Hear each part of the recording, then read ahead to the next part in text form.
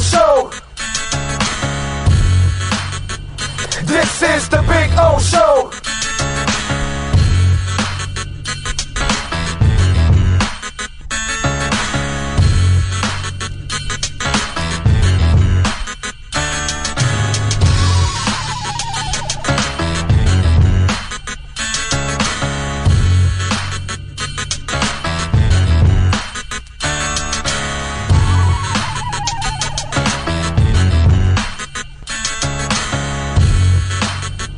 This is the Big O Show.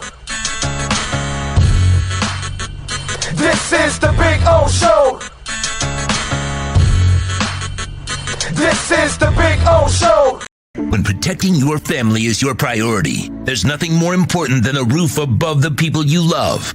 Call Tommy B. Butts Jr. Enterprises.com, 954-735-9826 or 954-394-1411 and ask to speak to Tommy, the owner.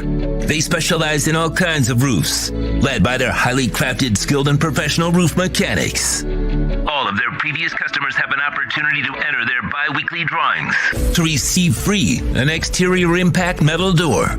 Please call for more details. That's Tommy B. Butts Jr. Enterprises.com, 954-735-9826 or 954-394-1411. Trust Tommy to fortify and protect what's most important to you, your family.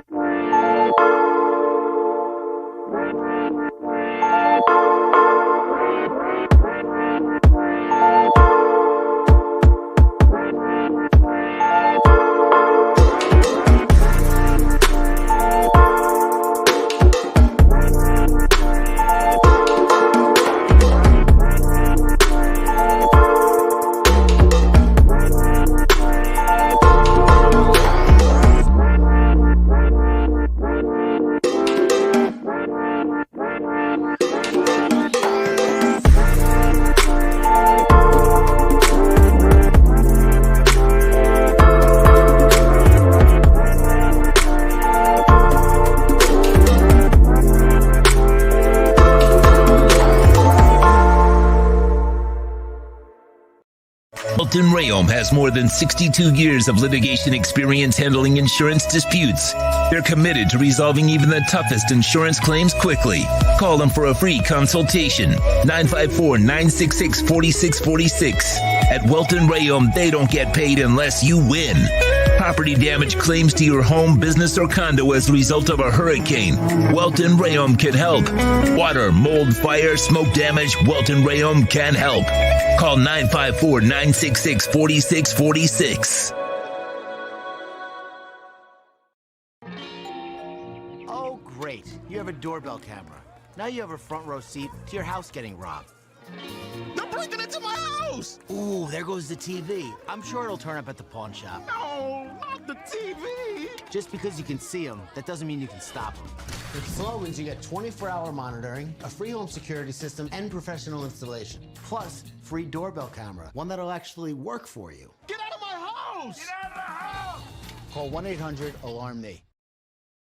South Florida's premier law enforcement agency is now hiring individuals like you. The Fort Lauderdale Police Department is now accepting applications for non-certified and certified police officer positions. Minimum requirements and qualifications can be found at FLPDjobs.com. That's FLPDjobs.com. Are you ready? The city of Fort Lauderdale is an equal opportunity employer.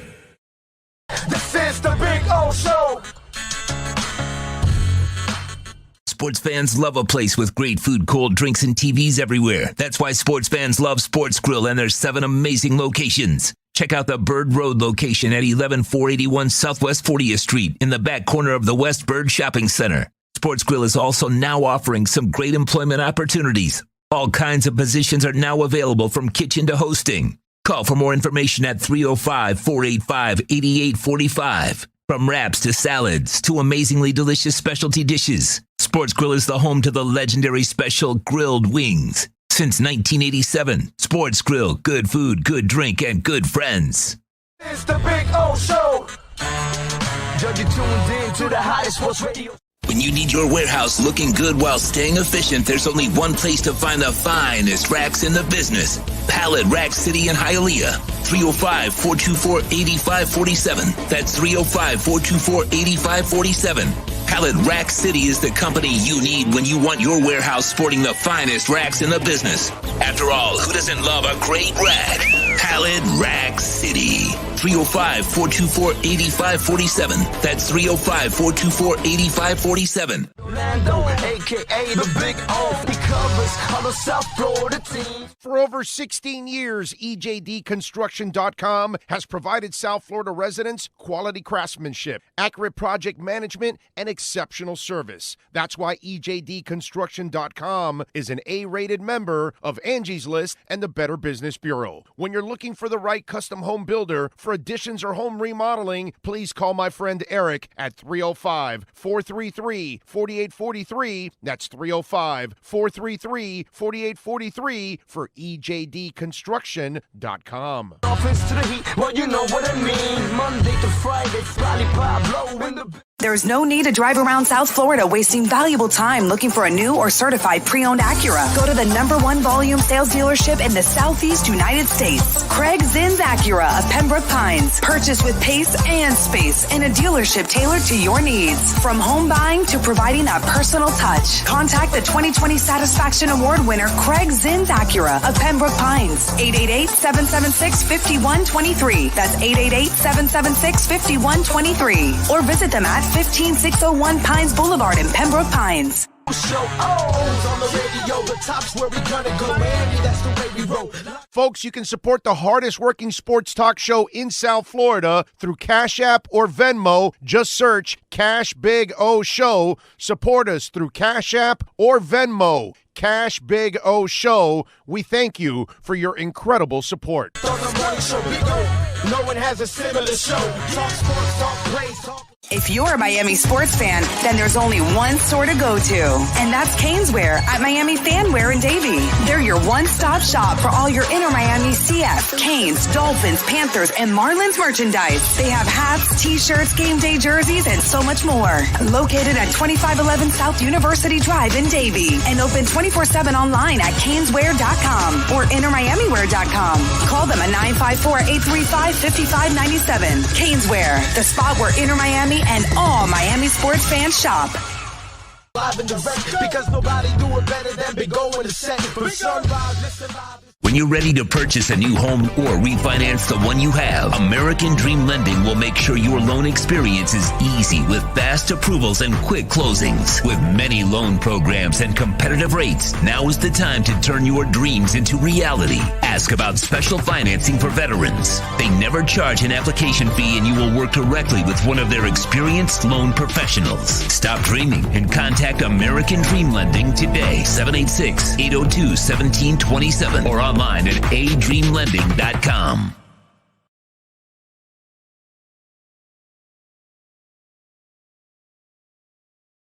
The Big O Radio Show is brought to you by Sports Grill. Good food, good drinks, good friends. Craig Zinn Acura of Pembroke Pines, the #1 volume Acura dealership in the Southeast United States. The Fort Lauderdale Police Department. The FLPD is hiring. Go to flpdjobs.com. The viewpoints, statements, or beliefs expressed on the following program by the host, guests, or callers are not necessarily the opinions of FantasyXS.com, Media Group Inc., ownership, management, sponsors, or website. The Big O Radio Show originates from the OK Coin Studios. Invest a little time and save big. Just set the recurring buy and pay, 0 transaction fee after your first purchase. The Big O Radio Show is mastered by executive producer Sean Stanley from the OK Coin Studios. When it comes to South Florida sports teams, very few in the media have witnessed, lived, and covered it like the Big O. Let's start the program dedicated to your favorite South Florida teams with a passion that's unmatched. The Big O Radio Show is on. Here's the Big O. Good morning on a beautiful Monday, a post-Super Bowl Monday. We're ready to rock and roll. Sean Stanley, of course, mastering this program like he does every single day. We are loaded with guests, like always on this show. Ira will be joining us at 10:30 to talk a little basketball. 11:30, we'll talk to Alan Poupart.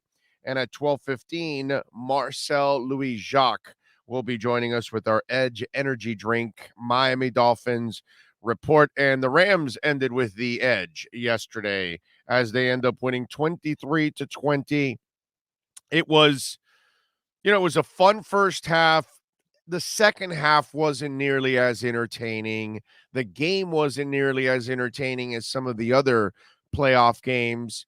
I mean, it's not the first time that we've had a Super Bowl that it wasn't phenomenal or anything like that. I know they tried to talk it up towards the end, but it was a decent Super Bowl overall for a game. I mean, listen, when you start seeing both quarterbacks get injured, Stafford got that ankle twisted up pretty good, but he was still able to play. And then Joe Burrow obviously suffered a twisted up knee. Hopefully there's no serious damage. He did come back, as you saw, and he gutted it out and tried to do his best. But in the end, the offensive line ended up costing the Bengals that game. That's really what it ended up happening there. And it's 2 years in a row, right? Because last year Mahomes got there and he had no offensive line and he got beat up. I mean, that kid got sacked 7 times yesterday. He's already blown his knee once and pretty close to doing it again. This is what you get when you have Isaiah Prince on the line. You got to have an offensive line. That's the reason why I picked the Rams. I didn't win the game, by the way, not on the point spread side, because I gave up 4 points and they won by 3. So 23-20 does not equal 4. So didn't win the game on the betting side. Did pick the Rams, and I thought the Rams D line would be enough. And listen, I know I'm not going to get into the calls that did not decide the game on the back end of the game, the call towards the end. He was stopping his momentum. You know what I mean? So you could go both ways on that call. And then the T. Higgins call was just, I mean, that was disgusting. That should have never been a touchdown for the Bengals. You know what I mean? So it just, whatever. Calls happen. They help each other. The difference is the T. Higgins one, that thing ends up in the end zone. The other one, well, you got a penalty. You still had a chance to stop them. You know what I mean? And they still they weren't able to stop him. And Cooper Kupp ends up getting the MVP, a well-deserved MVP. He should be the MVP. Aaron Donald ends up getting the hardware that he needs to kind of complete his thing. Sean McVay gets that championship because as a young guy going to the championship game twice and coming out empty would not be a good look for him. And then Matt Stafford obviously ends up getting that whole monkey off his back from all his years in Detroit, because once you're there, no matter who you are, pretty much, you get kind of stained with what the Lions have been for 70 years. And so a lot of storylines in that one yesterday. It was fun. I enjoyed the game. Thanks to the folks that came out, by the way, to Champion Sports Grill. We had a great time over there at the sports bar. We're going to be also doing a lot more things with Champion Sports Bar every month. So stay tuned. So there'll be other opportunities, maybe even during the day. We'll be doing our daily show there from 10 to 1 at one point or another during the month. So don't know what it'll be. It might be a weekday show. It might be a weekend show. You never know what we're going to end up doing, but we're going to be doing more things with Champion Sports Bar there in the Airport Marriott, and had a good time. And it's really a hidden gem. Like tomorrow night when the Heat are playing and you live in that area, work in that area or whatever, and you want to watch the game and tell your buddy, hey, let's just go over here to the Marriott. He's going to go, what? And you go to that Champion Sports Bar and you're going to go, wow, this is a pretty freaking cool place. And by the way, the food was phenomenal. All right? Phenomenal. So that's the other thing you're going to love. The fries were delicious, man. Check it out. I'm telling you, it's a really cool place to go hang out in. It's a great sports bar, in other words, just a really cool sports bar. Let's see. So we got a bunch of things I mean, there's so much to talk about. Obviously, you have any comments on the Welton Rayom text line, 855-912-1056. That's 855-912-1056. If you want to get in on the program, of course, you can chime in on the YouTube chat board. You can also reach out on Yahoo email, and that's at Big O Radio Show at yahoo.com, and Twitter also at Big O Show. By the way, tomorrow we're going to be at Hialeah Park. Normally it's Thursdays, but we had to push it up to Tuesday. Why? Because we're in New York on Thursday and Friday this week.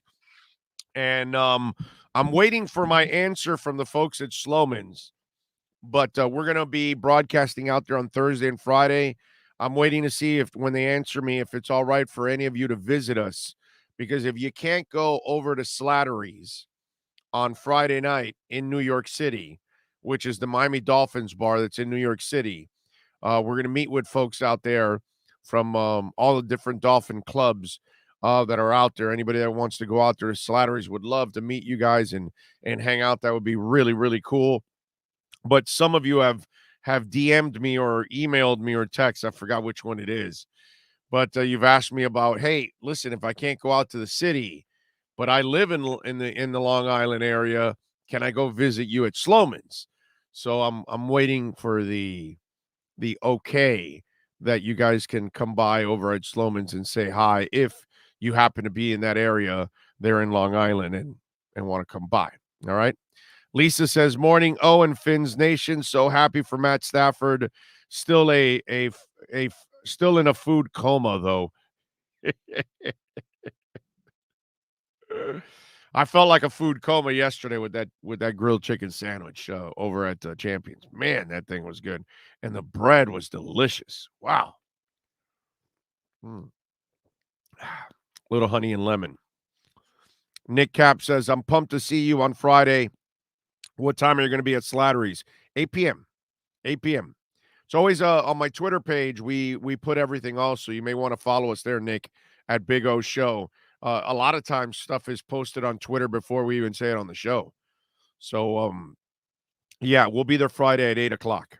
I figure we'll be done with the show and, then we'll be able to do any of our prepping and all that stuff. And then, I guess get on a train and go to Slattery's from Long Island. So I'm looking forward to that. So Vlad says no flags thrown in the entire game until the last 2 minutes. That complaint, Vlad, falls on deaf ears, bro. T. Higgins got away with assault. He should have been arrested for assault. Okay? So doesn't matter, bro. It's anybody that complains about that penalty and then doesn't mention that T. Higgins got away with a way worse penalty than anything else out there. I mean, what T. Higgins got away with, it's one of the worst penalties in the history of the Super Bowl that goes uncalled. So none of it matters, bro. Any Bengals fan that wants to whine and complain, or anybody that's gambling that wants to whine and complain about that, you know what I say? I say you're nothing but a whiny little bitch. Because in the end, if you don't mention T. Higgins at the same time and you're only bitching about that play, you got nothing, bro. You got no scruples. You got nothing. That's all. I mean, if you can't be honest with yourself, how the hell do I expect you ever to be honest with us? Right? Anybody? They called the one at the end. Well, why didn't you mention that they didn't call the other T. Higgins one? Whatever, bro. Bengals or betting? Guess what? Screw both of you. I don't care. Go whine and bitch somewhere else. Thought the halftime show was fire. So did I, Lisa. I loved the halftime show. I'm an old school rap guy. Now, listen. I love Kiss at halftime. I love U2 at halftime. I love Prince at halftime. Okay, so I love Tom Petty at halftime. Didn't really enjoy MIA. There's been very few of them that I didn't enjoy, actually. That one with MIA, that one was kind of bogus. Okay, that's the Britney Spears one too, right? And all that. Yeah, that one I wasn't really that keen on. Yesterday was awesome. Was awesome. The only negative I would have about the halftime show would be the people on the other half of the stadium. I felt bad for them because the one half of the stadium had the stage. Everybody was turned to them. All those boxes were, facing them. The people on the other side, they had to live off the screens like you and me did at home. You know what I mean? That's the only knock that I would have on that. And that's not for me. I don't give a shit. Doesn't matter to me. I enjoyed the hell out of that, okay? Now, listen, 50 Cent has been in the drive-thru, not in the club with me, okay? Me and 50 have been going around and around in the drive-thru, all right? And there was somebody hidden above holding his legs on that bar. There's no doubt about that, okay? And that bar, boy, that must have been triple titanium metal there. Because if it's going to hold his fat ass up like that, then telling you, he was in the drive-thru, not in the club. In fact, Marcel Louis Jacques tweeted out yesterday, I haven't heard in the club in 15 years. And I tweeted back to him, he's been in the drive-thru for 15 years. That's the problem, not in the club. He's been playing tag with me in the drive-thru. But I loved it. I enjoyed it. I'm an old school rap guy. New school rap sucks. Most of it, that is. Kendrick's pretty good. And he sung All Right, which is a cool song. And it was the way he had it presented. Look, I enjoyed last year, The Weeknd. I thought it was really cool with the whole mirrors and the lights and all that stuff. I thought he did a really good job with his halftime show. I'm not that guy that I like all kinds of music. So I'm not that now I'll tell you that a lot of the new music today, there's a lot of stuff that I don't like because I don't think there's a lot of talent out there. There are some people that are definitely incredibly talented in today's music, but not all. And that's my problem. There's a lot of just crap out there, but there are some really good artists. And I like all kinds of music. So to me, I'm not the guy that's going to be, some of you out there may not like rap at all. Well, that's not me. I may not like much of the new rap, but most of the 80s and 90s rap, there's no doubt you'll always have me with all that stuff. It was a lot of fun. It was cool to see Eminem. I felt 50 was out of place. I got to be honest. I when I saw 50, I was like, whoa, 50's here. Okay. But then I said, Mary J. Blige. That's Hall of Fame. Okay, Dre, Hall of Fame. Snoop, Hall of Fame. Eminem, Hall of Fame. While I'm not this Kendrick Lamar expert, he's headed in that direction. Okay, clearly, I don't know his whole catalog or anything. I knew All Right because that one's so popular. My daughter's played it 4 billion times. So I know some of the songs, and I know how big he is and what trajectory Kendrick is headed in. 50 will never be there. 50's not a Hall of Fame rapper. So that's the only thing that at least with Kendrick, he's not a Hall of Famer, but he might be headed in that direction. You know what I'm saying? 50's made his career, and he had his success. Good rapper, all that. Fun. I like his music, don't get me wrong. Not a Hall of Famer. That was the only thing that kind of took it out of whack for me. Not that, again, love the whole thing. Not complaining about it. I'm just saying, if we're going to have all these names, the guest appearance, I would have rather you bring, if you're gonna do this, if you're gonna do, Fitty, then I'd rather you go back in time and give me MC Light, give me Rakim, Eric B and Rakim, give me something that goes back and is Hall of Fame worthy almost, or at least part of what started rap. You know what I mean? Do something like that. I just thought the Fitty one was kind of, and I know that, Dre and these guys worked together and discovered him and all that good stuff. And I just, that's the only thing that kind of, I know that there were relationships involved in all of this. I just would have liked to have used a bigger name in all of that. That's all. That's just me. Ice Cube, Frankie says, exactly. Another LA guy too. That's you use Ice Cube. Now we're talking about a person that belongs with the rest of those names. That's the only little thing, and maybe I'm being a jerk about it. Okay?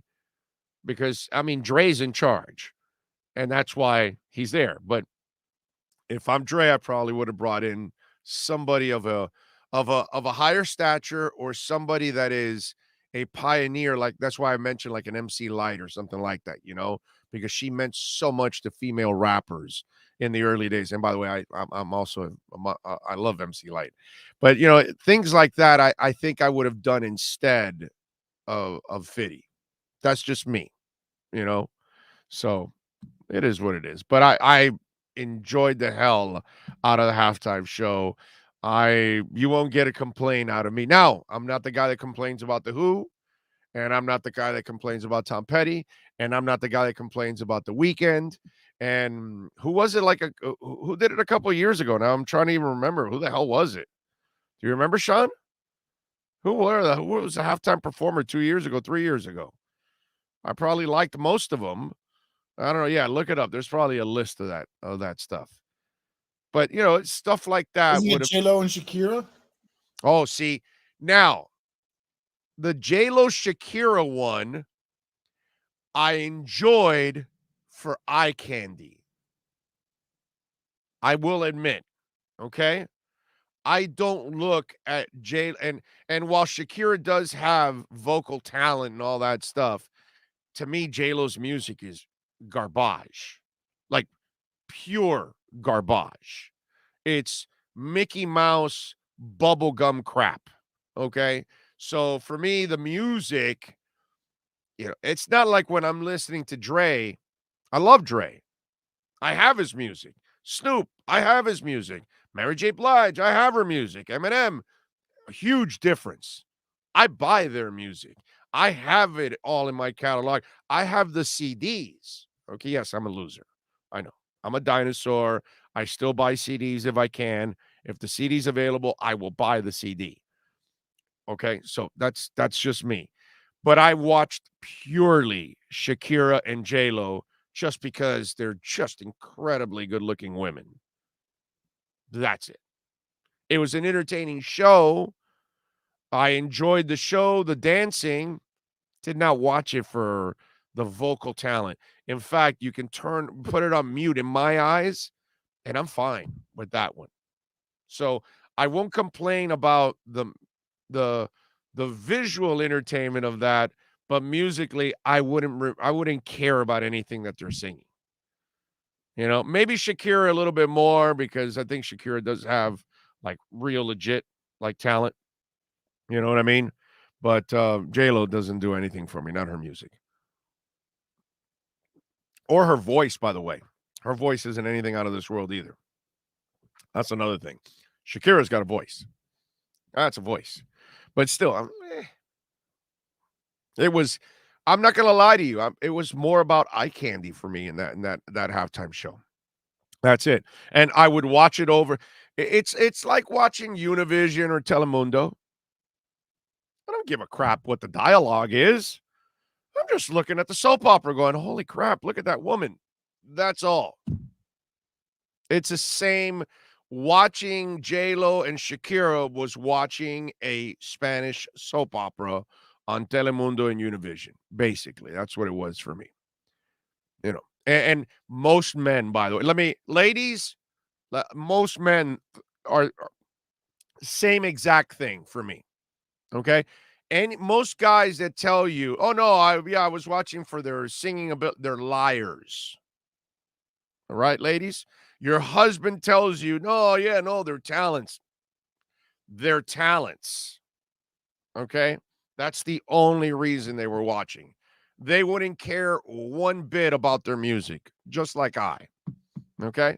Most of us won't give a rat's ass about their music, but the looks, no doubt about that. No doubt about that. Let's see. J-Lo is okay as an actress, not terrible. Yeah, no, that's fine. I enjoy her in Enough, where she fights back against the abusive husband and kicks his ass and ends up killing him, right? I think she ends up getting she wipes him out completely after all that. Yeah, that was, I enjoy her in movie. She wasn't bad in Made in Manhattan or whatever. You're right. I enjoy way more J-Lo the actress than the singer. Yes. Yeah, I don't even care about her music whatsoever. It does zero for me. Big O, where's the Super Bowl next year? Bro, Arizona's where the Dolphins are going to win the Super Bowl next year. Tua will take them to the Super Bowl and win it all next year. Remember, this year was just a tune-up. We pulled the wool over everybody's eyes. You know, this was just one of those years we had to filter Brian Flores out. And so that's kind of what it is. And so now we get Mike in. He fixes the offensive line, gets the running game going. Defense is fine. Tua gets it going. We make a run and win the title. That's it. It's going to happen. Blind ass fan alert. Look out, everyone. We've got a blind ass fan coming through.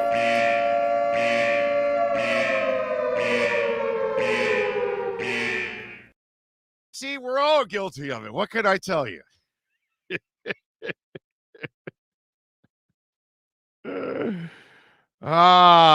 Rich V says, Big O, Halle Berry. Yes. Well, yes. Yeah. Let me tell you something. Next year's halftime show, right? All we need, listen to me now. We create a beach in the middle of the field, and we have Halle just come out of the beach and walk up the sand in that with that orange bikini that she wore in, what is it, The World Is Not Enough, or whatever, I don't know what the hell, whatever the damn movie is it's called, and she's just walking out of just like that, and then she just goes back into the water and then walks right back out again, then goes right back in, walks back out for about 20 minutes. That's it. That would be probably the greatest halftime show ever. So there you go. No music, no nothing, just Halle. Do you really need any more than Halle Berry? No, of course not. Nobody needs more than Halle Berry. Come on. Can't wait till Thursday. Slowman's, yes. Slowman's is on the chat board with us. Yeah. 1-800-ALARM-ME. That's 1-800-ALARM-ME. Make sure you support the great sponsors. Well, that protect our home and support us, by the way. Very important. It's very important, Slowman's, because they're protecting our doggies. Uber Beaner says, Big O, did you hear that Flores is suing the Pool Association for racism because the 8-ball is black? Uber Beaner is going off the joke, just for those of you that don't know now. Now that Houston hired a minority, by the way, that he trashed, he now added Houston to the lawsuit. I mean, it's just ridiculous. Dude, you're nuclear. Like, understand, no one's going to touch you. You're nuclear. It's like, hey, let me go sue somebody, then ask them for a job. It's like, you know what the best part is? People actually thought he had a shot at these jobs. And I'm sitting there going, you cannot be this naive to think you had a shot at how you think the NFL is going to allow you to sue them and then give you a job as a head coach?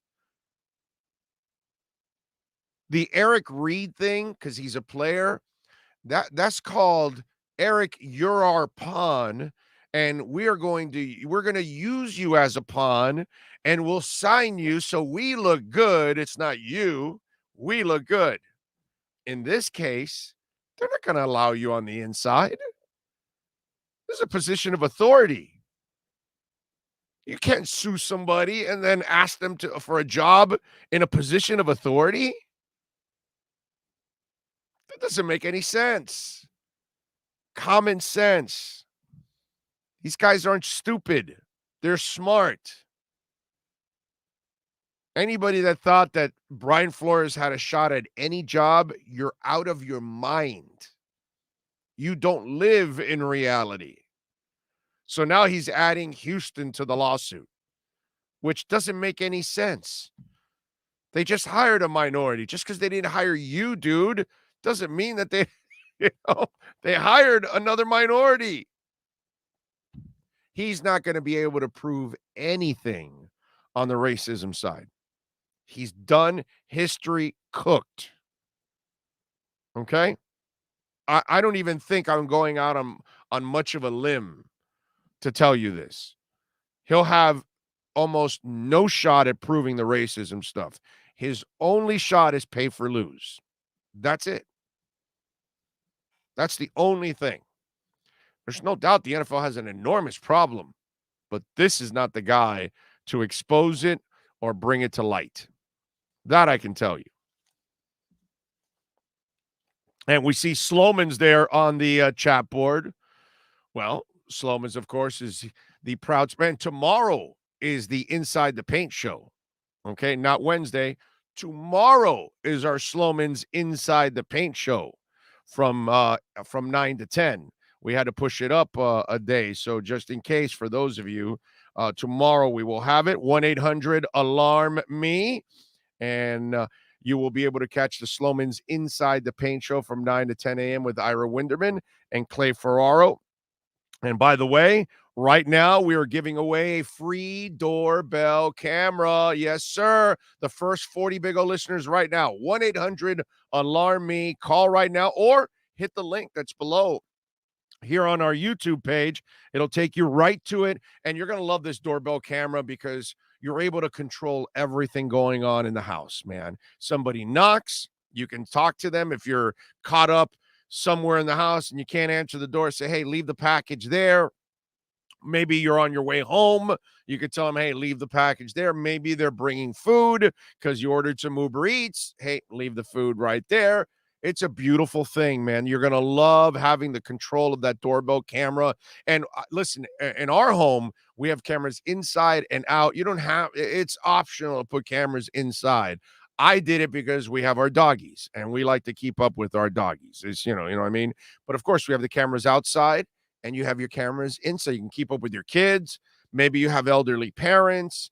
All of these things you can keep up with inside. So while you're away on your smartphone, you're keeping up with everything going on with your Sloman's Shield. That's what it's all about, folks. And right now, we're going to give you that free doorbell camera, plus the customized home security system, professional installation when you use our low-cost central station monitoring, and you're getting an LED touchscreen pad, a motion detector, and 3 arm doors and a backup battery. Folks, all you got to do is dial 1-800-ALARM-ME and get protected, baby, by Sloman's Home Security.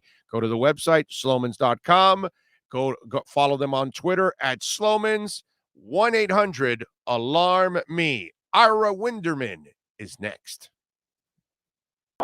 Heat fans, time for the best insight of your favorite team with insider Ira Winderman, exclusively on the Big O Radio Show.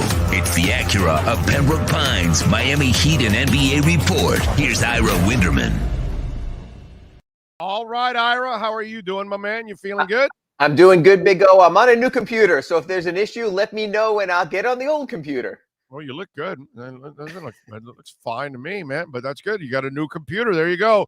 You replaced what is this, like Windows 7 or something? Is that what it is? It's funny. It's like, because at my parents' house, my dad still has his old like Windows 1 computer. So this big tree, big box. No, I moved slightly up, but you know what? As you progress in the computer chain, you always get these little glitches, including when I went to sign on to you today. You forget, you lose all your passwords. You lose all your links. So all of a sudden I signed on to you and you get this little message on, on the stream you use. Who are you? And I had to type in my Twitter again and get going. So we're back and hopefully as good as ever. There you go. I like it. I like it. So did the Super Bowl halftime show pass your grade? Oh, it blew me away. It absolutely blew me away from the presentation, from the artists there, which is sort of a little bit more in our wheelhouses. And yet you could tell that probably Roger Goodell was cringing every moment of it. And this was his compromise. This was, I'm going to allow hip hop, but only from the 90s. I'm not going to allow anything more current where I'm going to get words bleeped out. And yet what Dre did, and, going back to my roots, I'm a big Marshall Mathers fan. And to see what he did out there, and taking the knee. But those guys are corporate. That's the thing, Ira. Okay, I understand that. I try to explain to people that, wardrobe malfunctions. Dude, Snoop and Dre are as corporate as it gets. Dre is a billionaire, but right. But these guys are above. They're at another level nowadays. They're not thinking about doing stupid stuff like that. But know what? He took the knee. And you know that somewhere that was his statement. And also you had to know the NFL knew it was coming. The one thing I'll say about all this is, and I was listening to your previous segment also about Coach Flores, the NFL tries to put a few subtle things in there to go, hey, we're changing. This is what we're about. No, the NFL is conservative Republican American. That's who they are. That's their sport. I cover the NBA, much more liberal, Democratic base. We know we're sort of a divided nation. But the NFL is the white guy that says, no, I'm not racist. I have black friends. Yes. And then rolls them out for the anthem at halftime and says, see, and then goes back to who they are. So you have to, I accept it all for what they are and for what they aren't. And you sort of tongue in cheek it almost like to say or even I'll give you another one. And I don't mean this. I hope I'm not crossing a line here. I got to be a little bit careful in my day job. Even when they cut to Roger Goodell at one point, he was sitting next to Russell Wilson. In other words, it was like, there clearly was a moment when the NFL said, okay, cut to commissioner now. This will look good. So you accept that and you move on. I thought the pregame show and what they did with the coaching situation was terrific. They addressed it. Usually you expect they would run away and hide from something like that. But this is not the be-all, end-all. This is societal. This is something we have to continue to move toward. It is, I'm not a quota person. I'll never be a quota person. But I understand fairness and equal opportunity there. And I hope we just get to that. And the Rooney Rule, I think, has been more of a joke than a good thing when it comes to don't waste people's time. Don't bring someone in just for the token interview. Bring them in because there is a legitimate, real chance. And it's almost like in my business. I almost wish that HR was in there and would tell people, whether they're in interviewing a Brian Flores or someone else, hey, guys, this isn't the interview you gave candidate A and B or X, Y, and Z. So let's even the playing field. I think that's all you need. I think that would be a much fairer way of doing it, that Mike Tomlin and now Lovie Smith don't wind up standing alone. And it's an awkward look and an unfair situation. Yeah, no, I'm with you there. But going over the halftime show, I thought it was absolutely awesome. Now, I'm not one that complains about a lot of the halftime shows. I pretty much have liked most of them anyway. So I like all. You know what? That's the thing, that I don't think there's a lot of people that like all genres of music. Correct. So that's the problem. A lot of people like one or two genres. So if you're not in their wheelhouse, that's it. We're done with them. Yeah, but you know what? I like the shows that focus on the music, not the showmanship, not the Taylor Swift, not the Katy Perry's, where, and sometimes you're walking around the house during halftime, so you can just enjoy the music. You don't have to be. J-Lo Shakira was about what you're talking about right there. I'll leave that to you. And yeah, it's just, the fact is a lot of it isn't about music. Is when they're not launching people from the roof. You know, and I still have, nightmares from my days of following wrestling and what can go wrong there. I enjoy music for music. And I think for the most part, even though the set was spectacular, I think it was the music that drove the halftime show. That was ballsy by Gaga to do that. Okay, I got to give her credit on that. That was good. That was gutsy overall. All right, Heat. They were winning. It was comfortable, but Sean may have hit on something yesterday, because I just want you to know this. Crystal Ball shows up to a couple of UM basketball games. They lose. He was there against the Nets. So yes. I don't know, man. He the crystal ball effect, and it made it a little close there towards the end on that one. Well, I'll credit the victory to Sting, who was fun to see sitting in there in the crowd as well. That's what Sean said. Credit yes, to so I enjoyed that moment as well. But you know what? It's like Eric Spoelstra said, give me these problems. Give me problems where we have a huge lead, we blow a huge lead, and we still come out with the W, because that's what matters. There was a time in this team's development when Eric Spoelstra would say, and fans, it drove them crazy, it's more about the process. I need to get these young players to learn how to live in the moments. It's not about the win or the loss. It's taking the step forward. He's being candid now. It's about the win. It's about first place. It's about the better seed. It's about playing for championships. So they found a way at the end. Why? Because they got the big boy plays from Kyle Lowry and from PJ Tucker at the moment of truth. And I think if Caleb Martin was available, it would have been that much easier, because there would have been another defender to throw at Kyrie Irving. You and I have spoken all year about the Heat's end game defensive lineups, how you can get Tucker and Bam and Lowry and Jimmy out there, and maybe Caleb or Oladipo. So they're still moving toward that. It still showed at a moments of truth. Kyle Lowry, again, don't rate Kyle Lowry by his box score. Rate him by the moments he produces. And that was another. The steal with 3 seconds left. Yeah. And Tucker, the assist while he's falling, and he just the slap happy assist. That guy. I mean, again. And I'm going to be honest here. I was one of the guys when they made the signing. I'm going, wait a minute. He just signed a guy that averages like 4 points a game. What are they thinking? A lot of players, and you see this in all sports, you have to see them to appreciate them. To me, it's like, and you know this when you've been to the Senior Bowl and other places, when you'll come back and you'll tell us, that dude is a great blocking wide receiver. And I'm like, who gives a rat's crap if a receiver can block? And then you realize why. Or you'll tell us that running back can't pick up the blitz. And I'm like, who gives a crap until you see a quarterback smothered? PJ Tucker is the little things. And you can see how the little things can pay big dividends. They have Butler, they have Lowry, they have Adebayo, they have their stars. It's the pieces you put around the stars as well. Yeah, we had another PJ in Brown. Was the same way. The one thing that he can give you. So many things, right? They're all hustle teams, Bruce Bowen, guys like that. Those guys matter. The best of times by the Heat have had those kind of players.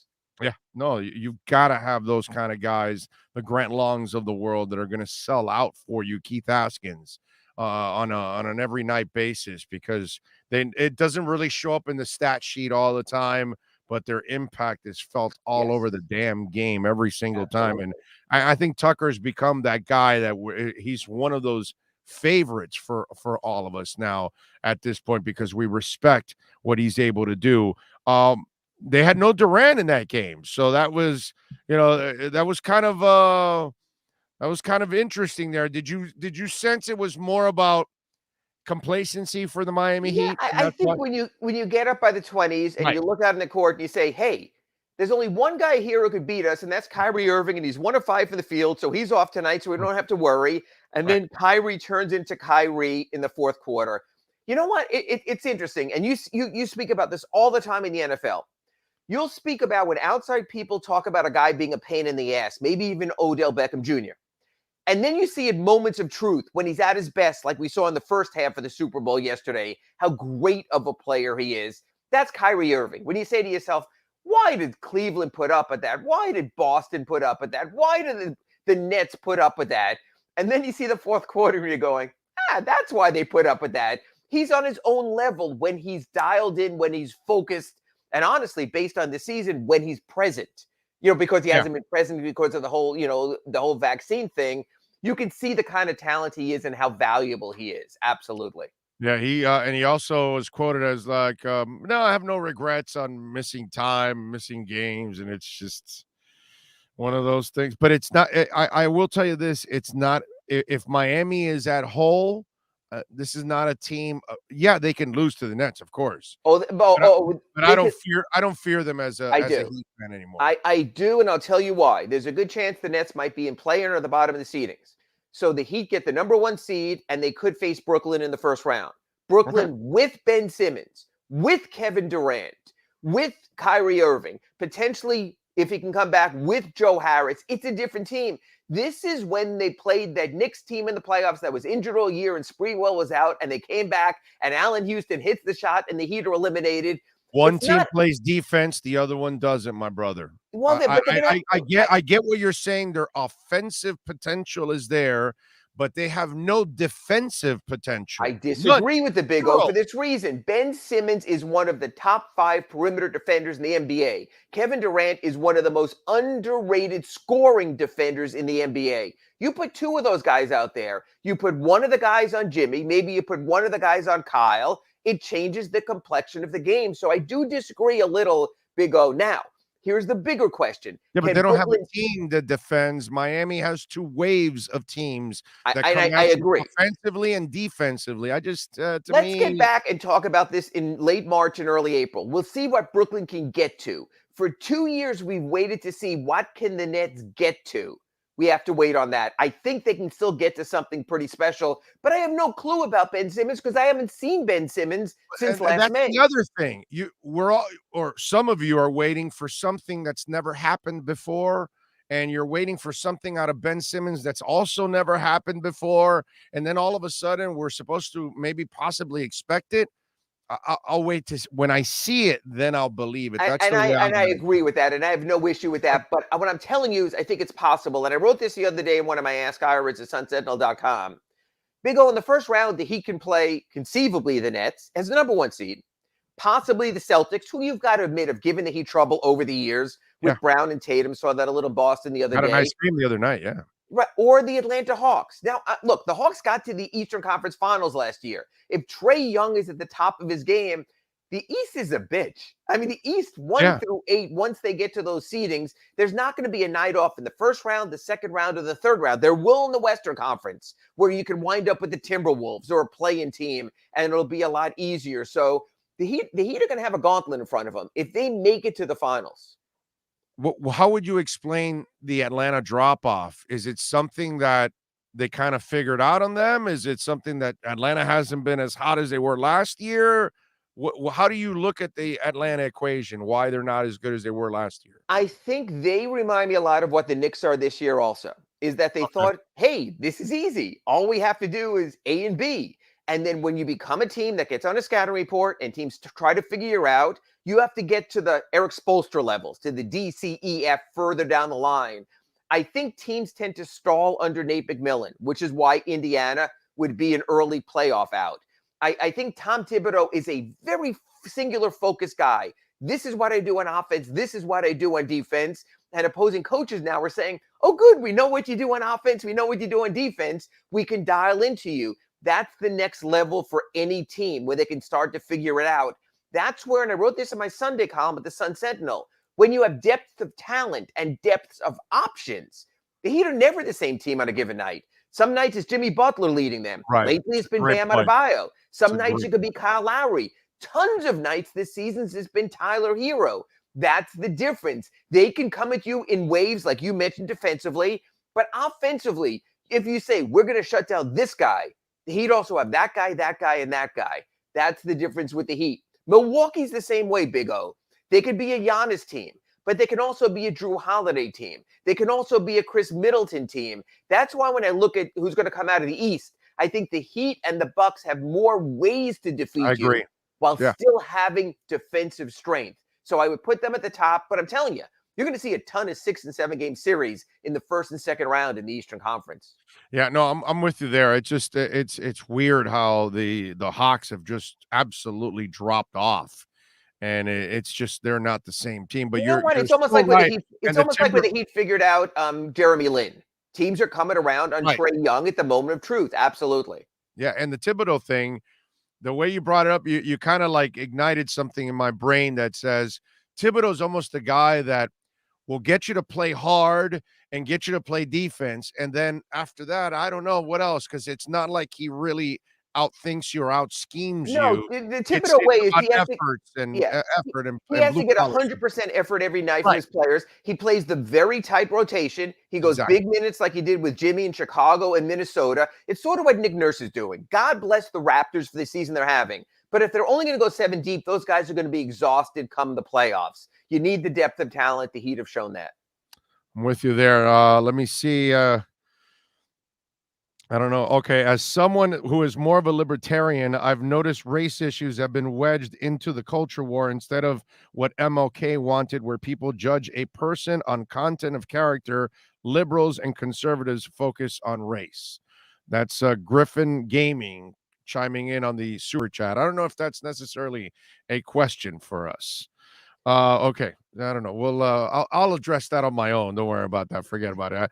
I thought it was a question because it came in during our segment here, so I thought maybe it would be something. You know what? Instead of libertarian or everything, I would just say this: I'm an equal opportunist, and I'll leave it at that. That's the way I would look at it too. I'm with you there on that one. I would. And Griffin, thank you for the love on the super chat. All right, they've got Dallas tomorrow, my brother. This team, by the way, they are getting close to 20 games over 500. I mean, they're 37-20. They've won 5 in a row. Right now, the team is playing really, really well. And you know what? Tomorrow's another one of those games where they're going to focus on stopping an individual, Luka Doncic. 91 points in his last 2 games. I think that's the number. It might be a little higher or lower. It's in the 90s his last 2 games. But the Heat have also had 2 days off now to prepare, to scout and report, for Eric Spoelstra to sit there with his video staff. So I think very much after they made the Porzingis trade, that's another team that's sort of a singular team. If you can take out, the head of the snake, however you want to refer to it, with Luka tomorrow, you'll be in decent shape. He's having an unbelievable season. Dallas is having an okay-ish season. Tim Hardaway Jr. is still out. We know he's come to American Airlines Arena and FTX Arena and tormented the Heat over the year with his dad's banner and number hanging there on the rafters. So I think control Luka. You can control the Mavericks. The Heat have 2 days to plan for that. They'll have a day off, go to Charlotte just before the All-Star break, sitting in good position. And then like you and I spoke about, I mean, Jimmy wants to go to the All-Star game. God bless him. I love that with an older roster, the guys are going to get significant time off also before they come back a week from Thursday and play the stinking Knicks in New York. So you have that also. Yeah, it's kind of, I know that everybody else is resting in the NHL, but the Panthers are the best team in the league. So I'm glad that they're also getting rest. And then the best team in the league gets to, finish off the second half. And Barkov got to the Heat game the other day also in your celebrity list from that game. So it was nice to see also. This time there wasn't Dwayne Wade flying into the stands and hurting any Panthers. So that's good also. Yep, no doubt about that. Follow him on Twitter at Ira Heatbeat. Catch his work there at the South Florida Sun Sentinel and catch him tomorrow. All right, our Schloman's Inside the Paint show will be tomorrow morning, 9 to 10, normally on Wednesdays, but we had to push it up for travel purposes. Little travel plan. So tomorrow, Sloman's Home Shield Inside the Paint for an hour with Clay at 9. I'll be back on Thursday this week for my second Accurate Pembroke Pines report. We will get to sum up the first half of the season, look ahead to the second half of the schedule. So it's an interesting Heat week. We really are going to focus this week, Big O, on resetting and where they're headed next over the second half of the schedule as you and I prepare to broadcast deep into June with Heat games still going on. I hope. Go. Follow him on Twitter at Ira Heatbeat. Ira, as always, thank you, my brother. We'll catch you tomorrow morning. Thank you, Big O. Talk to you then. You got it. There you go. Ira Winderman. You've been listening to the Acura of Pembroke Pines Miami Heat and NBA Report with Ira Winderman. When you're looking for award-winning service and great deals from the #1 volume Acura sales dealership in the Southeast United States, you go to Craig's Inn Acura of Pembroke Pines at 15601 Pines Boulevard in Pembroke Pines. All right, we are back. We thank Ira. Leon Fresco, thank you for a little love on the super chat. He says, would Tua have gotten the ball out on the last Burrow sack? Tua would have been dead in the water with that offensive line. That's the bottom line. Leon, it's hard to win with that offensive line. It just is.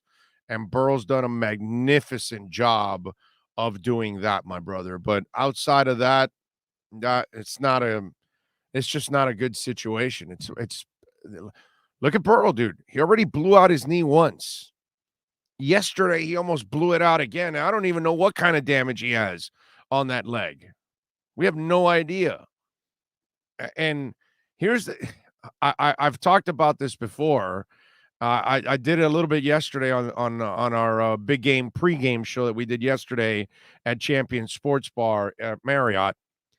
And I think Burrow is going to end up just like Boomer Esiason and just like Ken Anderson. He'll never go back again to the Super Bowl. That owner's never been known to spend a lot of money. That owner's not been known to, really spend like you need to spend in order to have a championship caliber team. The guy already blew his knee out, and look at what kind of offensive line he has already blowing out his knee. You figure you blew out your knee already once, you would build the as I've said for Tua, the line of Montezuma, right? The wall of Montezuma, the line of Montezuma. And you don't. And so the kid can only do so much for you. And you got on a roll this year and everything went well and you got to the Super Bowl. People are going to want to get paid. That's not what the Bengals do. And it's not like they haven't gotten to this point. As I mentioned, Ken Anderson got there once, Boomer Esiason got there once, and now this kid got there once. Question is, will you be responsible enough and not screw it up like Indianapolis did, that they never built the line, and Andrew Luck ended up getting to a point where he was saying, I'm done with this already. I'm not doing this no more. Not that Joe Burrow's going to quit on these guys, but you got to be a really stupid franchise that your line sucks so badly that you got your quarterback, blew out his knee. And then you're stupid enough that you have him come back and you still don't build a line in front of him. And yet you're able to get to the Super Bowl. Can you imagine if you would have built a line after he blew out his knee? You might have won the Super Bowl yesterday. Hard to Pat Mahomes last year could not win because his offensive line just allowed him to get buried. So, Leon, the question doesn't fly for anybody pretty much. Marino probably also fails yesterday with that offensive line. Marino never won because he never had the right side of the line or a running game or a defense. So I can't expect Tua to do things that are just Superman-ish, because you've literally got to be Superman in order to win with that offensive line. And for those of you, listen, some of you out there, you don't learn a damn thing, because some of you are just worried about the quarterback. And I tweeted out yesterday, it's nice to have a quarterback. It's also better to have an offensive line, because there's a lot of great quarterbacks that don't end up winning a title because they just don't have the pieces around them. But man, we could find a couple of, mediocre to average quarterbacks that have won the title because the team around them was great. In fact, rarely does the great quarterback win the title with a crappy team. In fact, it doesn't happen. How about that? In fact, it doesn't happen. Usually you end up winning because you got, something on defense that's special, something on offense that's just absolutely special, not just the quarterback. So you got to have other things, and that's what it should teach you. You got to, Leon, it's not about Tua, bro. Tua's fine. Fix the 5 guys up front. Get a running game. Get an offensive genius. Get somebody that knows how to play design and set things up from one play to another, from one series to another, from one game to another, from one quarter to another, from one half to another.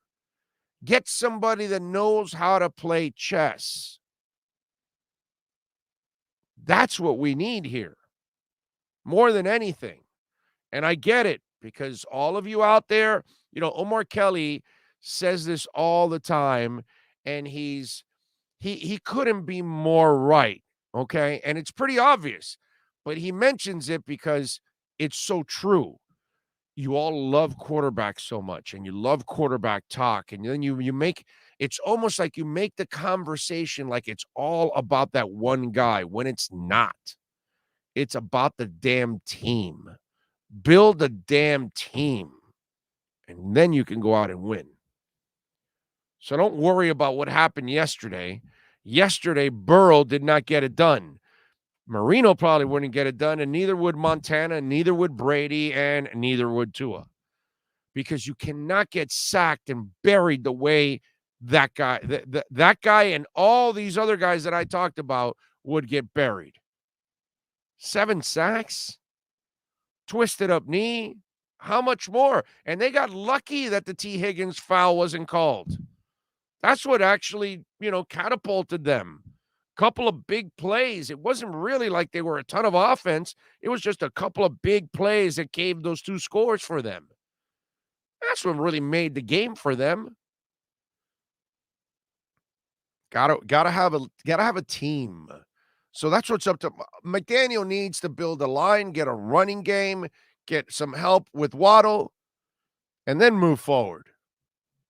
And Tua will be fine. But you better build the team in front of the young man. Leon, thank you for the love on the super chat. Griffin Gaming says, Fins up, by the way, hyped for McDaniel. Thank you, Griffin. Oh, that's like 2 in a row. I didn't notice because one was orange, one was green. Thank you, Griffin. And again, a third one, he says, any new information on Dolphins offensive coordinator? They've interviewed 3 cats so far for that position. We talked a little bit about it yesterday. Frank Smith, Charles London, and Curtis Johnson. Remember, the OC will be a person that will help design the offense, not call plays. Mike McDaniel will be calling all the plays. So that won't change for a few years. McDaniel will need, if everything goes well, he'll need somebody under him that will kind of be learning, and then he'll pass over those responsibilities once he trusts that person the way Shanahan trusted McDaniel last year and handed him the job as the offensive coordinator, where he was making all the play calls. Just to make sure we get that out there. Mike McDaniel was making all the play calls. So that will be nothing new on the offensive coordinator spot. They haven't hired anybody yet, but they have interviewed several. At least at the moment, since I got on, I haven't heard anything unless Sean sees something. He'll tell us. He's usually keeping up with that stuff while I'm doing the show. Let's see. Rosendo says, let's take a moment and pray that the Fins make it one day to the mountaintop and reach Super Bowl glory. Amen to that. Let's hope so. Canes 1989 says that no holding call for a TD only confirms that the NFL is possibly fixed, which is sad. Canes 1989, my brother, you ever heard of just human error, bro? You think like every game is going to be called? So you make no mistakes throughout the day. You don't miss anything. Come on, man. That's never going to happen. If you're expecting, games to be perfect, you have human beings on the field. They're going to miss calls. And if you look at the way the play is, the referee did not have an angle to actually see the penalty. So maybe he didn't notice it. Maybe he wasn't looking at that moment, and maybe he was looking at something else, or maybe he didn't have the right angle, whatever it is. But I don't think it's purposely that they're trying to do it. Shit happens, man. People aren't perfect. That's just the way it is. Everyone makes mistakes. I make tons of them every single day. So there's no way that I could ever say that I would be an NFL referee and I'm going to be perfect out there on the field. Hell no, dude. The game is so fast, so quick. It never. Remember I told you guys. Remember when we had, was it Omar? No, it was Joe Shad. And I told him, if you ever want, go grab, if you know an offensive line coach, sit there and watch practice with him and ask him all kinds of questions like I've done. And I gave him an example. Remember, most people don't know this. Offensive line coaches want to see a guy not blink on contact. So the ball is snapped and there's a collision right on the first pop. They look at their eyes and they want to see their offensive linemen keep their eyes open on the contact. Do you know why? Because sometimes on the contact, you have a tendency of blinking. And on that blink, that's when the spin move happens. That's when something happens. And if offensive linemen have tendencies of blinking in impact, offensive coaches will try to coach that out of them because they tell them, keep your eyes on the defender the entire time. Just a blink bothers them. Okay? So that tells you all you need to know. These kind of things, man, it's the littlest things, that's how you become great. That you've got to be perfect in everything that you do.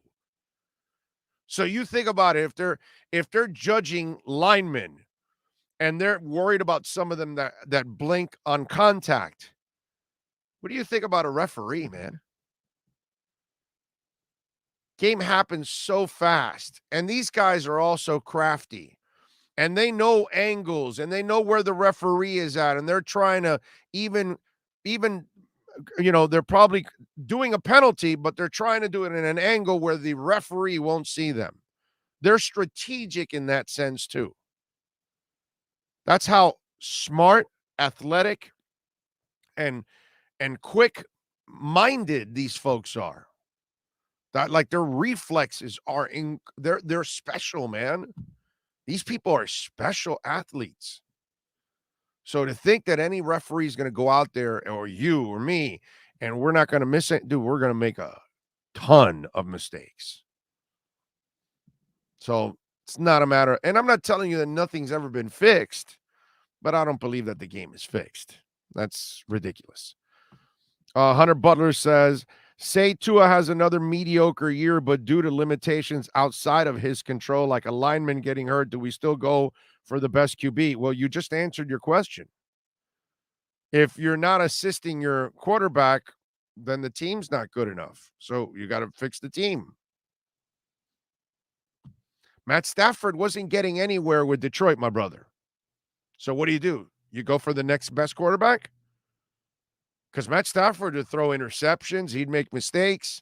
Why? Because he was on a bad team and he's trying to force issues.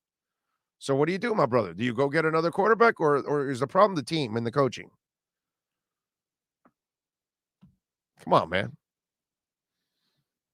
So it's improve the team, and the kid will be all right. I have all the faith in that, but first you got to improve the team.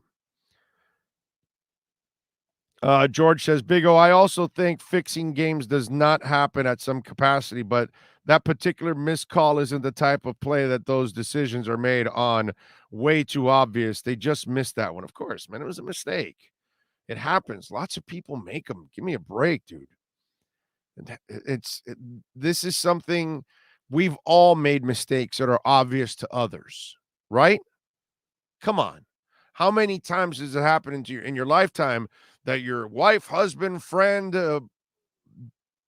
dad, mother, brother, sister, uncle, and somebody really close to you that loves you, and they told you, you didn't see that? What the hell's wrong with you? And you're like, you feel kind of stupid at that moment, or you're like really, you're apologetic, or you know what I mean? Because you made a mistake, like an obvious one. You didn't realize it.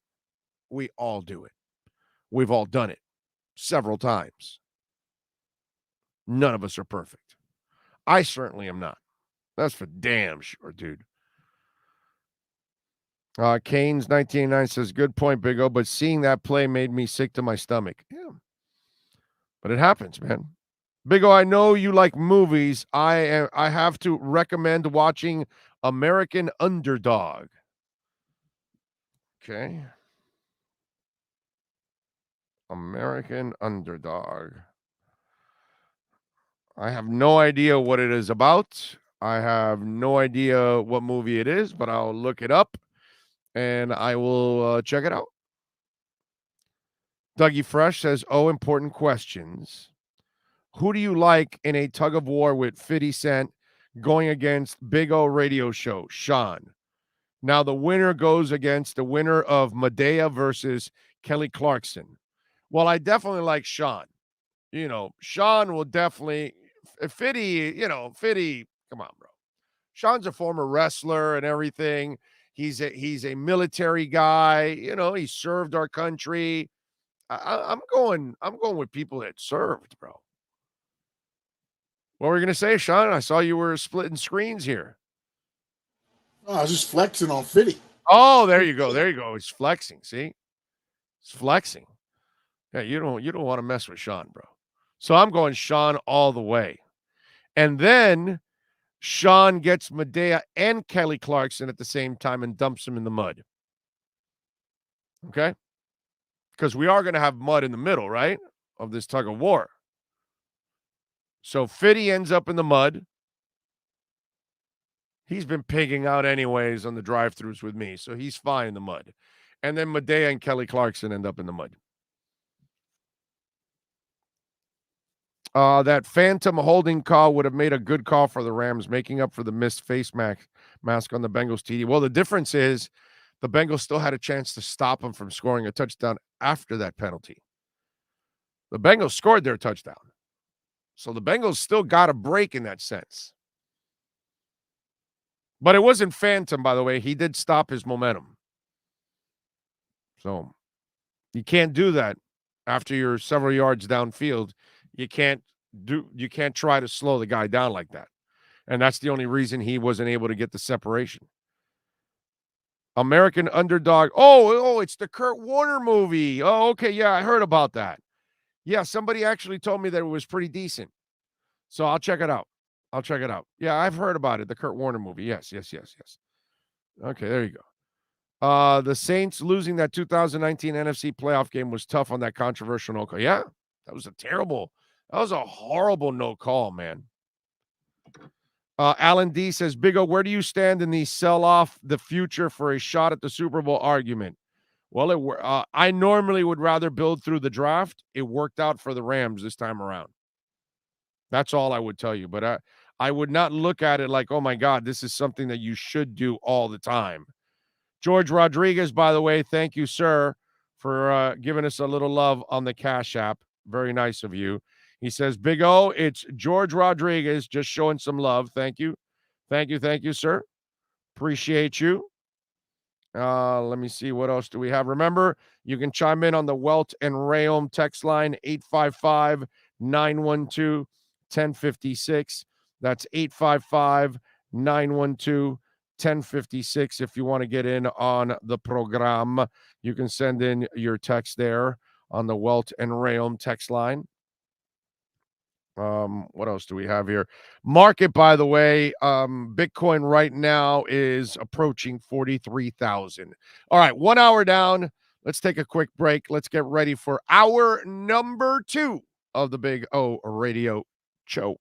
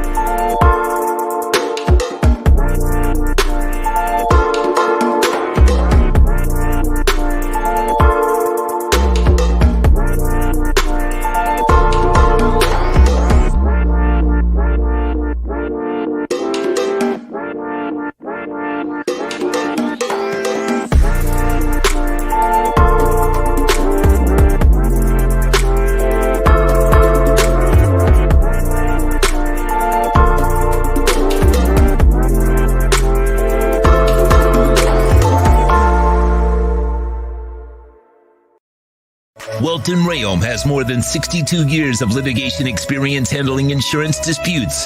They're committed to resolving even the toughest insurance claims quickly. Call them for a free consultation. 954-966-4646. At Welton Rayom, they don't get paid unless you win. Property damage claims to your home, business, or condo as a result of a hurricane. Welton Rayom can help. Water, mold, fire, smoke damage, Welton Rayom can help. Call 954-966-4646.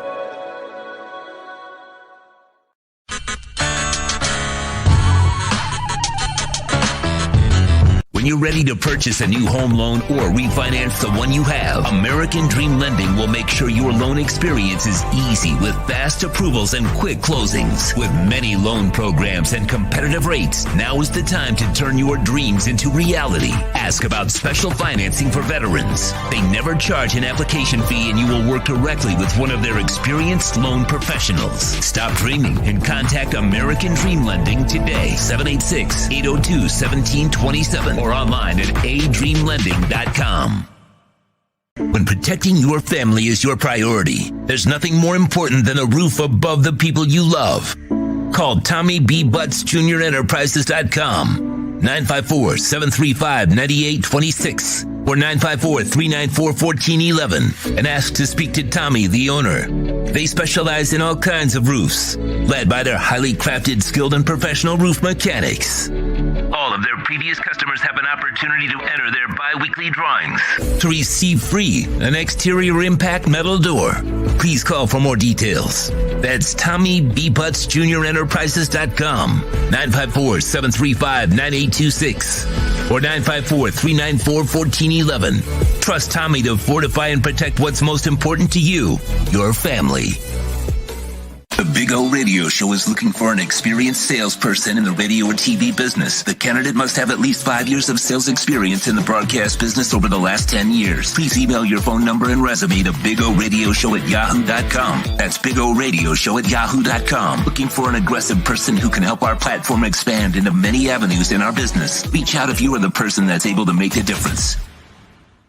Viewpoint statements or beliefs expressed on the following program by the host, guests, or callers are not necessarily the opinions of FantasyXS.com, Media Group Inc., ownership, management, sponsors, or website. The Big O Radio Show is brought to you by Caneswear. Go to Caneswear.com, where all orders over $99 get free shipping. Sloman's Total Home Security. Protect your home with the best in the business. 1-800-ALARM-ME for the company serving America for nearly 100 years. 1-800-ALARM-ME. Tommy B. Butts Jr. Enterprises.com. Licensed roofing contractor. 100% financing is available. Go to Tommy B. Butts Jr. Enterprises.com. The Big O Radio Show originates from the OK Coin Studios. Invest a little time and save big. Just set the recurring buy and pay, 0 transaction fee after your first purchase. The Big O Radio Show is mastered by executive producer Sean Stanley from the OK Coin Studios. When it comes to South Florida sports teams, very few in the media have witnessed, lived, and covered it like the Big O. Let's start the program dedicated to your favorite South Florida teams with a passion that's unmatched. The Big O Radio Show is on. Here's the Big O. Welcome aboard. All right, we are ready to rock and roll. Hour number 2 of the program. As always, thank you all out there for keeping it locked here with all of us here on the show. Remember, if you want to get in on the Welton Rayom text line, it's easy. 855-912-1056. That's 855-912-1056. One of our new sponsors, proud sponsor, great attorneys. They're in Hollywood, serving all of South Florida, folks. Whether you got condo damage, which a lot of people are dealing with that stuff, don't call somebody first to fix it. You call them. They'll help you get the money you need to fix all that stuff. Criminal defense, Kodak Black, dude, Welton Rayom. You know, you seem to get arrested or shot all the time. You might want to call Welton Rayom. I'm just saying, if you're in a little trouble, you may want to call Welton Rayom. Just saying. I'm just saying. Commercial litigation, personal injury, you name it, they can help you. So Welton Rayom, make sure you tell them that Big O sent you. 954-966-4646. And they are a proud sponsor now of the text line, the Welton Rayom text line. So make sure you all check it out there, Welton Rayom. If you need some help, tell the boys and tell them that Big O sent you. They will definitely take care of you. So 855-912-1056. All right. Now, I want to remind you, Sean and I are hitting New York City this week. We're flying out on Wednesday night. We're going to be broadcasting out at Sloman's headquarters in Long Island. Now, we're going to be on Friday night. We're going to make a trip into the city, and we're going to go to Slattery's in New York City. It is a Dolphins bar. By the way, I do have to check my email to see if they've answered over from Sloman's. If any of you out there that live in the Long Island area, because some of you have asked me if you can come by Sloman's to visit, and I am waiting. I don't think I've seen anything yet. Carol has not answered me yet on that. But on Friday, we're going to be out at Slattery's, which is a Miami Dolphins bar. We'll be there at 8 p.m., all right, so we'll be there to hang out with you all. So whenever you're done working or whatever, come on out to Slattery's. Let's hang out. Let's have some fun. We'll bring some equipment just in case. And if we got a good crowd out there and we'll have some fun, we'll broadcast live from Slattery's. And I don't know if we can. We'll try. We'll see what the internet, situation is there at Slattery's. But if they can help us, we'll definitely do a little broadcast. Either way, I can also do it on my phone. One way or another, we'll have some fun. But I'm looking forward to hanging out with you all out there at Slattery's. So looking forward to that. And hopefully I will get an answer for you if those of you that live close to Sloman's there in Long Island, if you want to come by and say hi, because a couple of you have reached out to me by email or DMs and asked me, hey, can I go by and visit you over at Sloman's because I can't go to the city. So there you go. The Sloman's guy has Derrick Henry thighs. Have you noticed that? Like, I don't want to mess with the Sloman's guy, right? Like he's ready to kick Mr. Clean's ass too on top of all of that.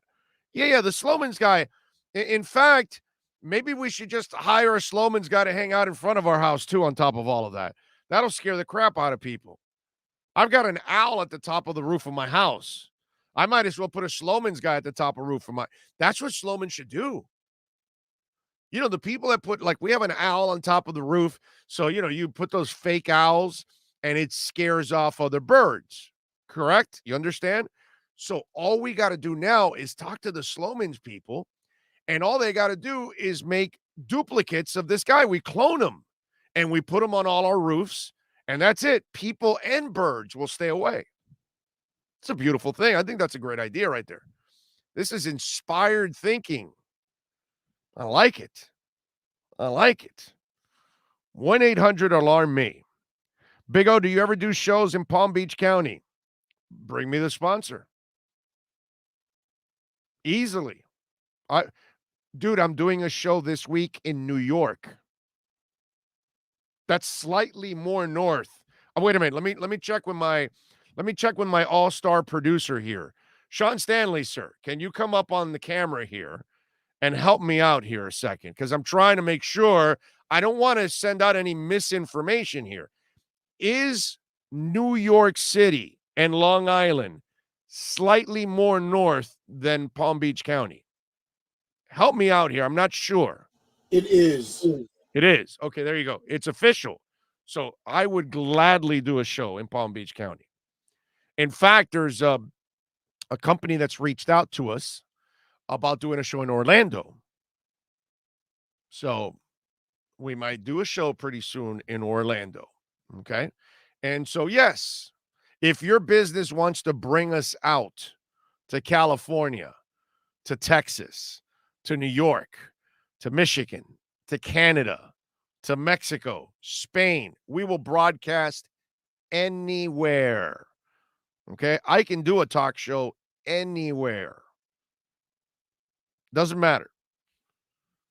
So if your business wants to be a part of our business, by the way, and you want to be a proud sponsor, you can always reach out to our business line if you want to be a sponsor of the program.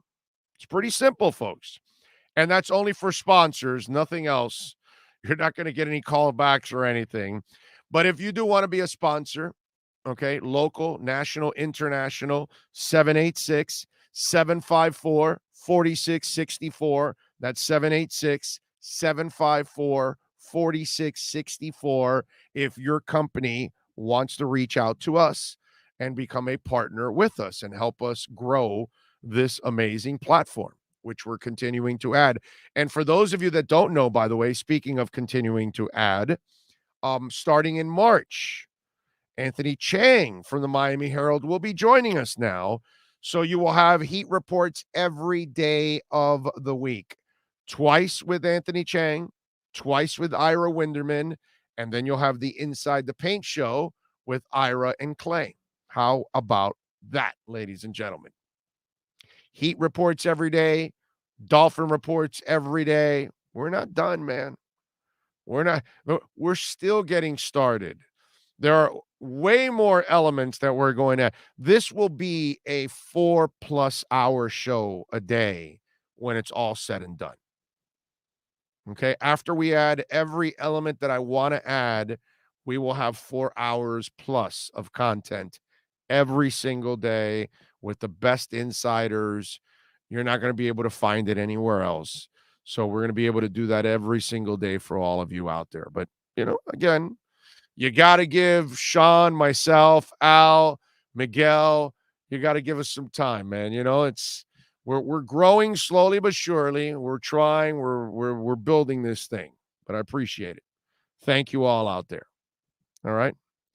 I will come see you in Orlando, Big O. Well, thank you, Jason. Hopefully, we will have a deal soon for that one. Okay. Donald has muscles bulging out of his damn head. Strongest dude in the NFL right now, hands down. Yeah, he is a freak. Big O, the only reason why I ask is because I like your show and it would be cool to meet you. Well, thank you, my brother. For me, it's a pleasure to meet all of you out there. I am honored by any of you that hit that like button, that hit the play button, that visit our sponsors, and you call Sloman's, or if you're looking for a job, by the way, right there, flpdjobs.com, Fort Lauderdale Police Department's hiring, certified and uncertified officers, all of this. Thank you all, man. I am blessed to have these great sponsors, to have you great listeners out there. Sean and I can't thank you enough for the way this show has grown every single day that we've been, back on since June 14th. And it's just been phenomenal. Can't say enough about it. So thank you all. And I'm always, happy to meet all of you out there, whether it's at an event, at a concert, wherever we end up meeting. I always appreciate it. Thank you all out there. So I look forward to seeing you, by the way.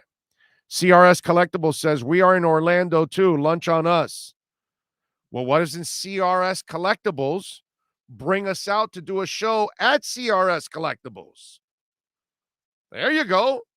That would be a cool show. We do a sports talk show at a collectibles store.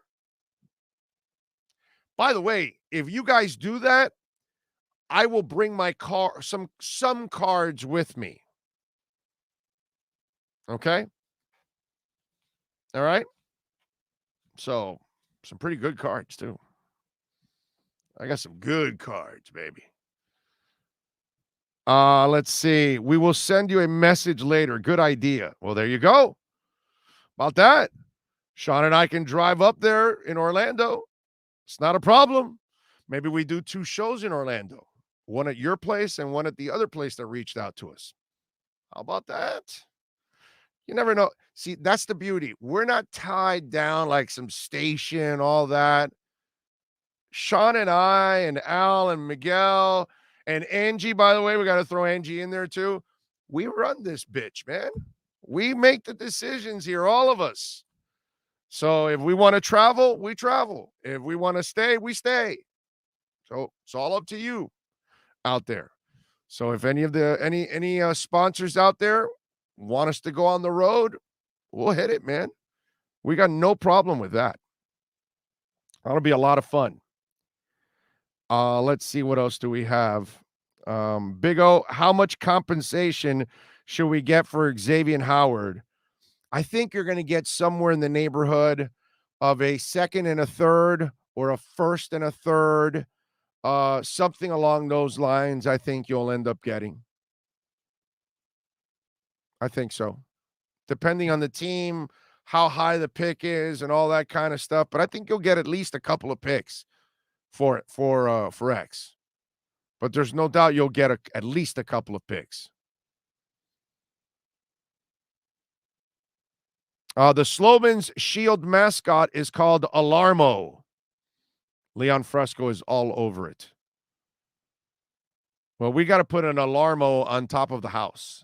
That'll scare off everyone. Be awesome. Like, you don't argue with the Slowman's guy, right? Like, he tells you to do something, you're like, yes, sir, that's it. Just, you don't bother. Are NFTs the crypto version of trading cards? I mean, I kind of understand what you're saying. Yes, there's a little bit to that, but you know, NFTs are different too. They're not necessarily just cards. It could be portraits, and they could be all kinds of different types of drawings and things like that. So it's not necessarily a card, but I understand what you're saying. And look, cards go up in value, NFTs go up in value. Now, sometimes there are extras tied to an NFT. So if you bought an NFT from a certain company, a membership might come along with it for a month, a year, a lifetime. Something. There might be, you might buy an NFT from a rock band, but yet a meet and greet comes with it, a signed copy of an album or CD or whatever the hell it is, a shirt, whatever. That's what I'm trying to tell you, that the NFTs might also, because sometimes the NFTs come with other things that are tied to it. And so that's why it's a little different than just a card. But I do understand what you're saying. And in basic elements, yes, there's kind of the same stuff intertwines. Yes, it kind of makes sense. But NFTs are still a little more different, and they can be tracked, and they cannot be duplicated, and all of those things, because they're all in the blockchain. And once it's in the blockchain, it's locked in. So that's the beauty of it. And plus, the NFT is also the gift that keeps on giving. Because if I created NFTs, let's say, but whatever. But let's say I sold 5 Big O NFTs, and I sold 5 of them for $100 each. Okay. And for some reason, they went up in value, which I would never think. I think I would have to pay you to get one of my NFTs, really. But let's just say it went up to $200, and you went and sold your Big O NFT for $200. Well, now I'm going to get 20% of that $200. So I will make perpetual profit forever. And they have to pay you through the blockchain. That's the only way you can. It has to be a smart contract. And so the smart contract, when the person pays you, the money goes directly to me. And that's how it's going to be for an NFT, for a painting, for whatever it is that you do on the blockchain. So it's a little different in the way you can track it and the way you can, really know what it's all about. VeChain has a inventory tracking device. And for those of you that, let's say, you love your Louis Vuitton and you go buy yourself your Louis Vuitton wallet, you're going to be able to, with your phone, scan the tag, and you're going to see where the Louis Vuitton wallet was made, what warehouse it was shipped to, for how many days it was there, what warehouse what ship it was then sent to, what warehouse in the United States, then sent to the retail store, then goes into your pocket. And you're going to see the whole track of it, because Louis Vuitton needs to track all of their inventory so it doesn't get stolen, duplicated, all those kind of things. And the blockchain is going to change everything. It's just people don't understand that. They're afraid of it. By the way, kudos. Was it? It was FTX. I had to look down and make sure because there's so many of them on yesterday. The Larry David commercial is exactly what I've said here on the show forever. Not forever, but for months now, right? That crypto is the internet, it's cell phones, it's the airplane, it's everything that's ever happened in life that people, oh yeah, that doesn't, that'll never work. The internet, no, that'll never work. Meanwhile, we can't live without the internet. You know what I'm saying? It's all the same crap. Cell phones, oh, that's ridiculous. Flying to the moon, oh, get out of here. All of this stuff that nobody ever believes is going to happen, and it's the same thing. And Larry, that commercial was so awesome because it shows that him being that person over the years of, not believing, and then at the end, that crypto, yeah, I'm always right on these things. God, I love that commercial. That was a good commercial because that's exactly all the, I don't know, 80% of the people in the world that know nothing about crypto that are like, oh no, this is a scheme. It's a Ponzi scheme. It's crap. It's that. And they're all going to have to use crypto, whether they like it or not. It's hilarious. That was a great commercial. And Larry David is the guy that can sell anything because we all love Larry David. You know, it's who doesn't.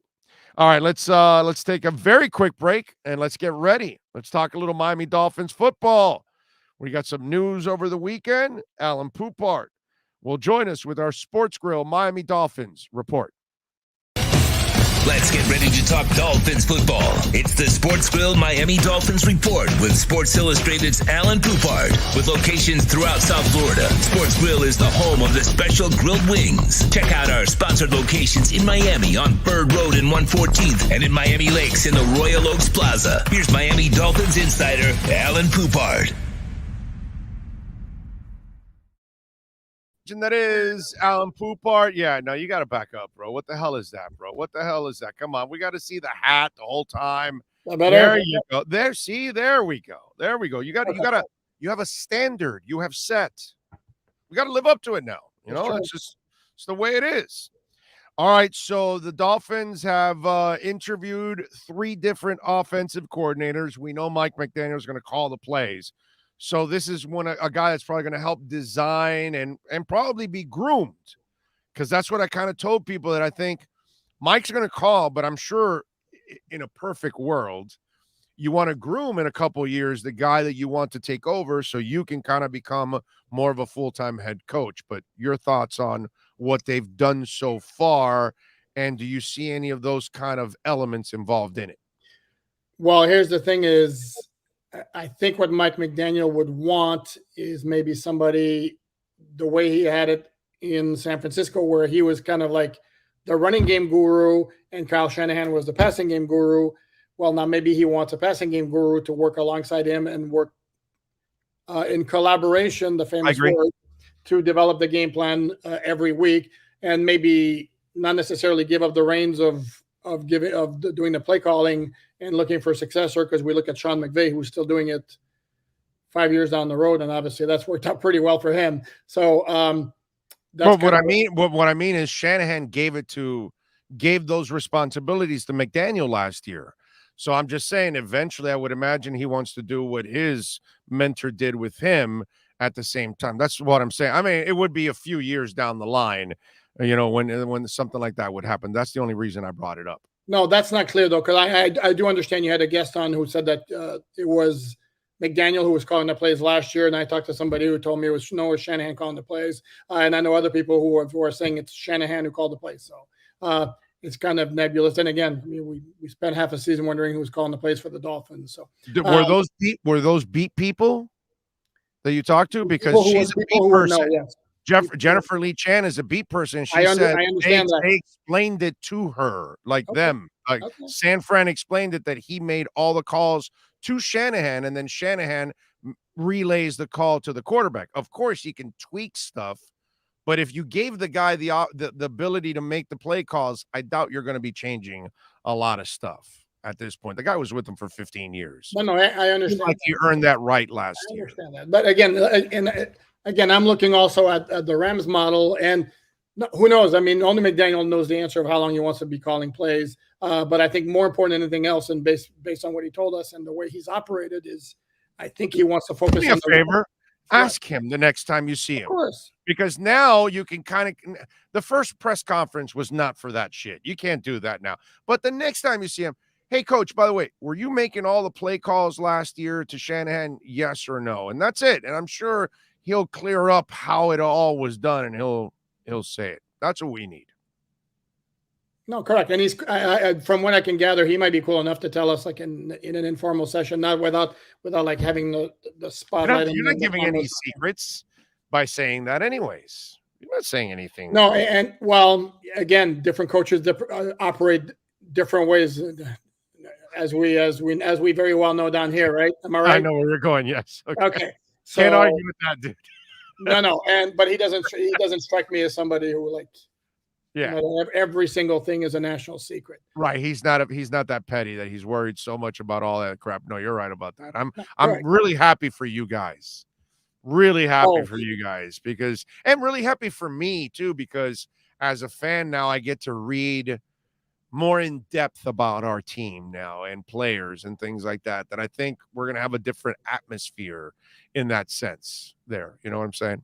No, and there's certain things like, I mean, for example, look at the opener last year. I mean, we didn't know who the starting offensive line until they basically warmed up 90 minutes before the game. That's really a competitive advantage. I mean, that there were a lot of things, and there's certain things I understand you don't want to like divulge too much, but there are other things that's like it's really not that major of a deal. You can tell us, you know, and everything was we'll see, we'll evaluate, we'll examine. And there are times you could see by watching practice and the way they're warming up where it's really clear a guy's playing or a guy's not playing. Like one time Preston Williams has like a scout team jersey on during warm-ups, which we're allowed to watch. So obviously he's not playing. And then you ask him about it. Well, we'll see. We have their decisions to make.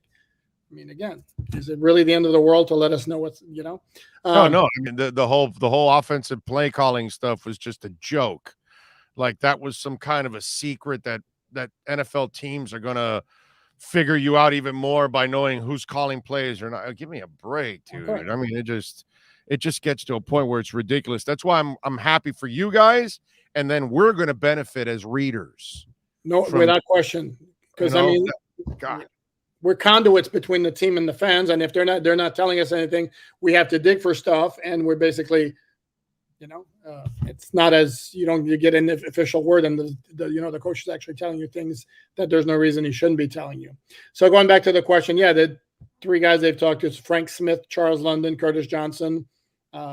We got the one guy with the UM ties who's got a very good reputation around the NFL. Curtis would have no issue with that, and he's obviously well versed in the passing game. So, and he's been in the NFL. And as I mentioned to you before, for me, I'd like some NFL experience in the assistant coaches, which is why I'm a little bit. While I want to give the benefit of the doubt, and I'm going to give the benefit of the doubt. The reports that they're hiring Matt Applebaum from BC as the O-line coach. The only thing there, and I'm with you, I would like NFL experience, and I know he has minimal NFL experience. As an offensive assistant, that's not. Yeah, it's not much. I know that. And a personnel assistant also for 3 years. None of that means anything to me. But here's the problem that we're running into right now overall as a league, and we have to all adjust to all of this. You and I grew up where college was taking elements of the NFL to add to their game. Well, that's changed now in the last 10 years. Now it's the NFL stealing the elements of college to the NFL. And so, like everybody was talking about, Munchak. Well, Munchak doesn't teach zone blocking, so you can't hire Munchak. And I don't even know if McDaniel Munchak even had a relationship, so who knows if he could have hired him. But the point is, you may be running elements now that not everybody in the NFL teaches. And so maybe that was the challenge for him, and he had to find somebody. And from what I understand, Jeff Haley, the head coach for Boston College, and McDaniel worked together for a couple of years in San Francisco. So that's where the connection is with Applebaum. So Haley must have given him one hell of a recommendation, because obviously he's looking for a specific blocking scheme that he, as he's told us, he's been coaching the same scheme for 15 years with 6 different teams. So the dude ain't changing. So he probably looked at that guy and said, he teaches the elements that I need. And so maybe in certain cases, you may not find the ideal NFL candidate with the experience you need for certain things that you want to run, i.e. zone blocking scheme. I'm just saying. No, that's fair. But again, to me, and we just went through having a first-time NFL offensive line coach, and I think you and I. Yeah, no, but even this guy, he's not as accomplished. Okay, he's not as accomplished as this guy. This guy taught at Boston College, and his guys got all ACC honors and stuff. Okay, time out. He's pretty good. It's pretty good, at least. Okay, time out. Here's the thing, and I looked up the numbers too, and I talked to somebody very familiar with the program, actually, who didn't exactly give me like a massive stamp of approval on the guy. And here's the thing. Yeah, they had 4 offensive linemen who earned some kind of all ACC recognition in 2021, 2 on the first team, 1 second, 1 third. Okay. They also had a second team running back and a third team wide receiver. All of that is completely awesome. Boston College was dead last, 14th out of 14 in the ACC in total offense. Now you want to tell me the passing game was terrible, right? And part of that was from what I was told, part of that was the pass blocking wasn't up to snuff. And by the way, they also had injuries too. That's fine, but again, I'm looking at, and this is a guy who has 2 years at Boston College. Before that, it's Towson State and University. Sorry, and then Davidson. Okay, along with the stints in the NFL, which are not like high level stints. So, yeah, you'll have to forgive me if I have a degree of skepticism. Yeah, that's fair. Although I will give him the benefit of the doubt, but my gut reaction was like, or my initial reaction was like, "Whoa, really? Okay." Yeah. You know what I thought of?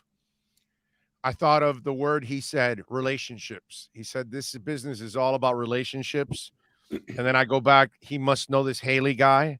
And this Haley guy must have said, hey, dude, we had these issues this guy can coach. This is a really good coach. You're getting a good coach.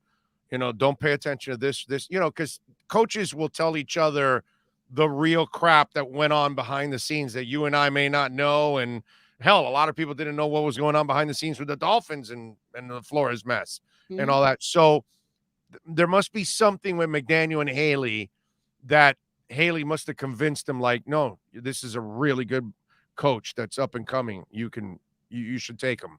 So that's what I thought of. I thought of that word, relationships. He must trust the hell out of that Boston College coach, because those two, Applebaum and McDaniel, have no connection whatsoever. Well, obviously couldn't, without question, that he got like a major recommendation from the guy, and probably like maybe obviously then watch some tape of what the BC linemen were doing and develop the comfort level and hiring the guy. I'm just looking at it like, and I kind of looked at the BC numbers, 4.1 yards per carry last year, which was like, I believe 11th in the ACC. All fair critiques on your part, by the way. Everyone. No, and that's the thing. That's what gives me hesitation and the lack of experience at the NFL level. You combine those two. Now, if it was a guy who had like, if the BC stats were like awesome all over the place, I could way more easily dismiss the fact that he has no experience as an NFL offensive line coach. Right now, I don't have that, and he may turn out. And by the way, here's where you and I get screwed on this one, because I can't challenge you because I'll fail it too. So who is available in the NFL that teaches zone blocking and is really good? I have no idea. No, I don't know. I never did the research.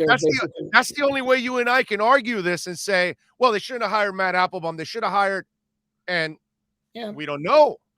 And that's the part of this argument that's kind of screwed up, because he's looking for a specific blocking scheme. I would imagine that if there was somebody out there available that is in the NFL, I would think he would go after the guy. So if he goes to college, right, but again, I'm not smart enough to know who is the zone blocking coach that is available right now in the NFL, not under contract for the 2022 season? Who can answer that? I can't. I'm not smart enough. So, I mean, I'm not smart enough, period, but not even for this. Same here. I have that same issue, but we fight through it. But you make a good point though, because if you're going to say if you don't like him, then who? Which is kind of like completely different topic. But when you talk about the Hall of Fame, Dolphin fans were all up in arms. Well, Zach Thomas should have been in there. Yeah, okay, but then who do you take out? I would have taken out Sam Mills. I'm sorry. Active eligibility. I think there was like a little bit of a sympathy vote there, if you ask me.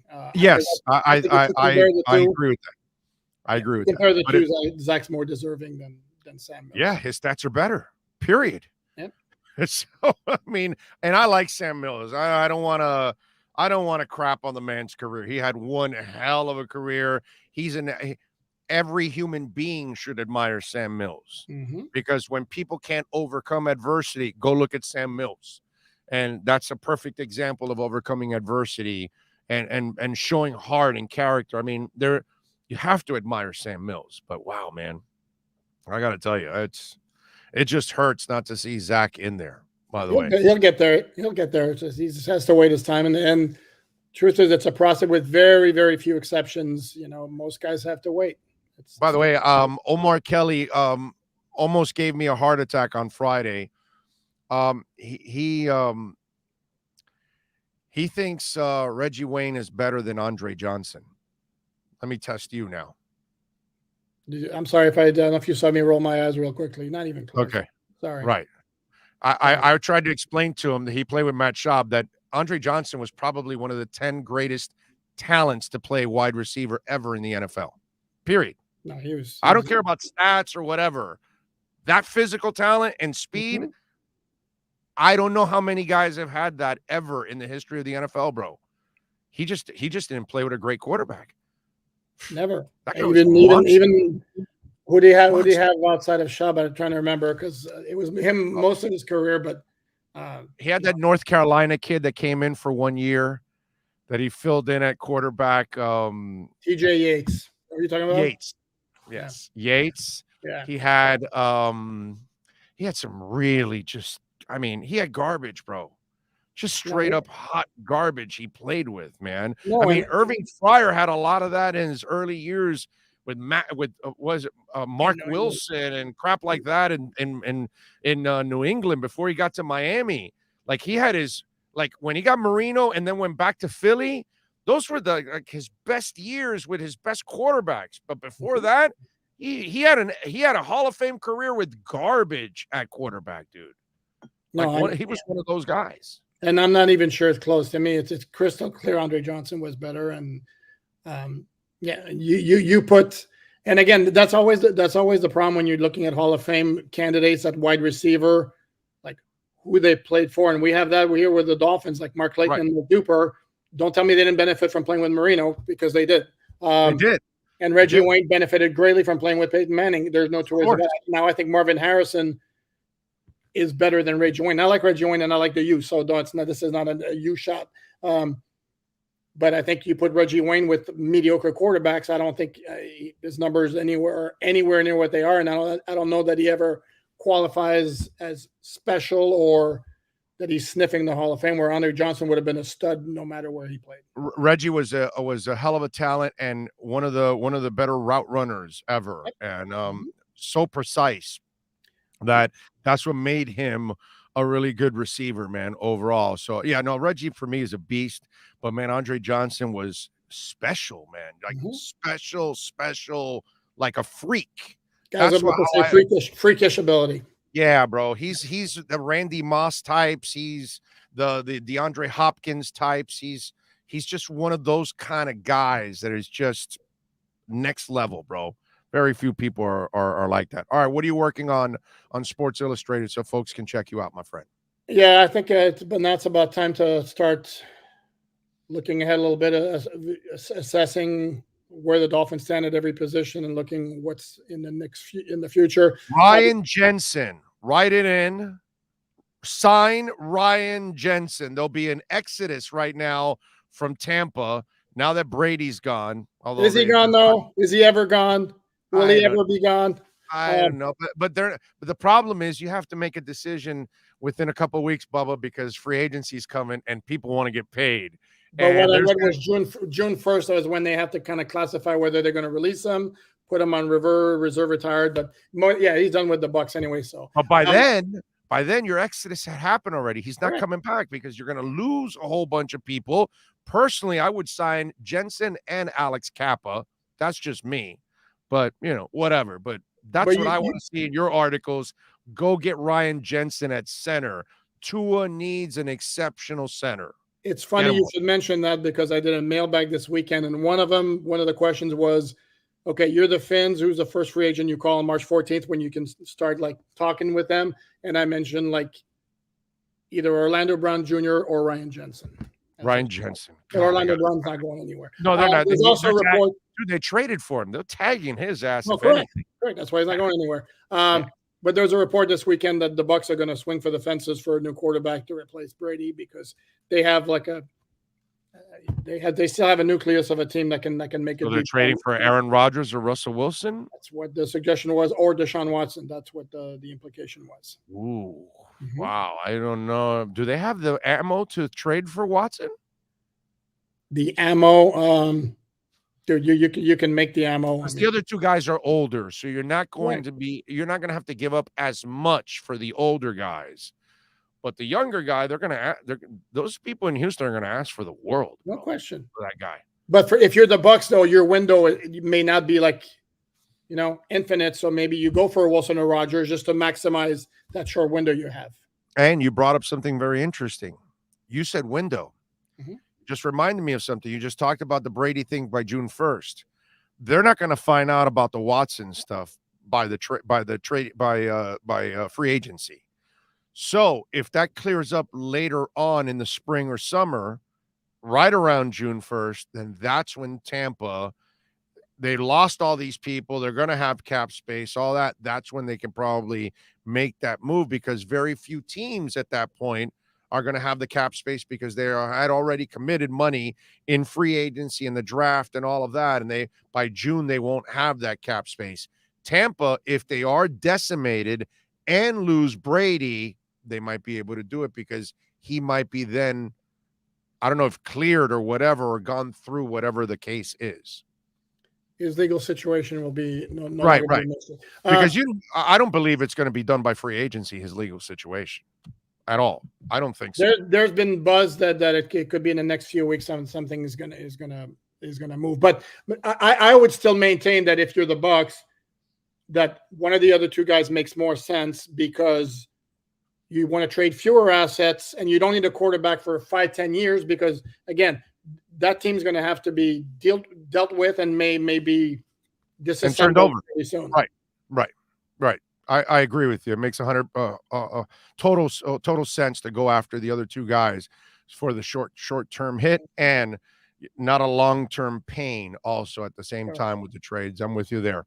All right, follow him on Twitter at Poupart NFL. More importantly, catch his work there at Sports Illustrated. Every Dolphin fan on the planet needs to bookmark his page. He is Alan Poupart. Alan, thank you as always, my brother. We'll catch you later in the week. Sounds good. You be good.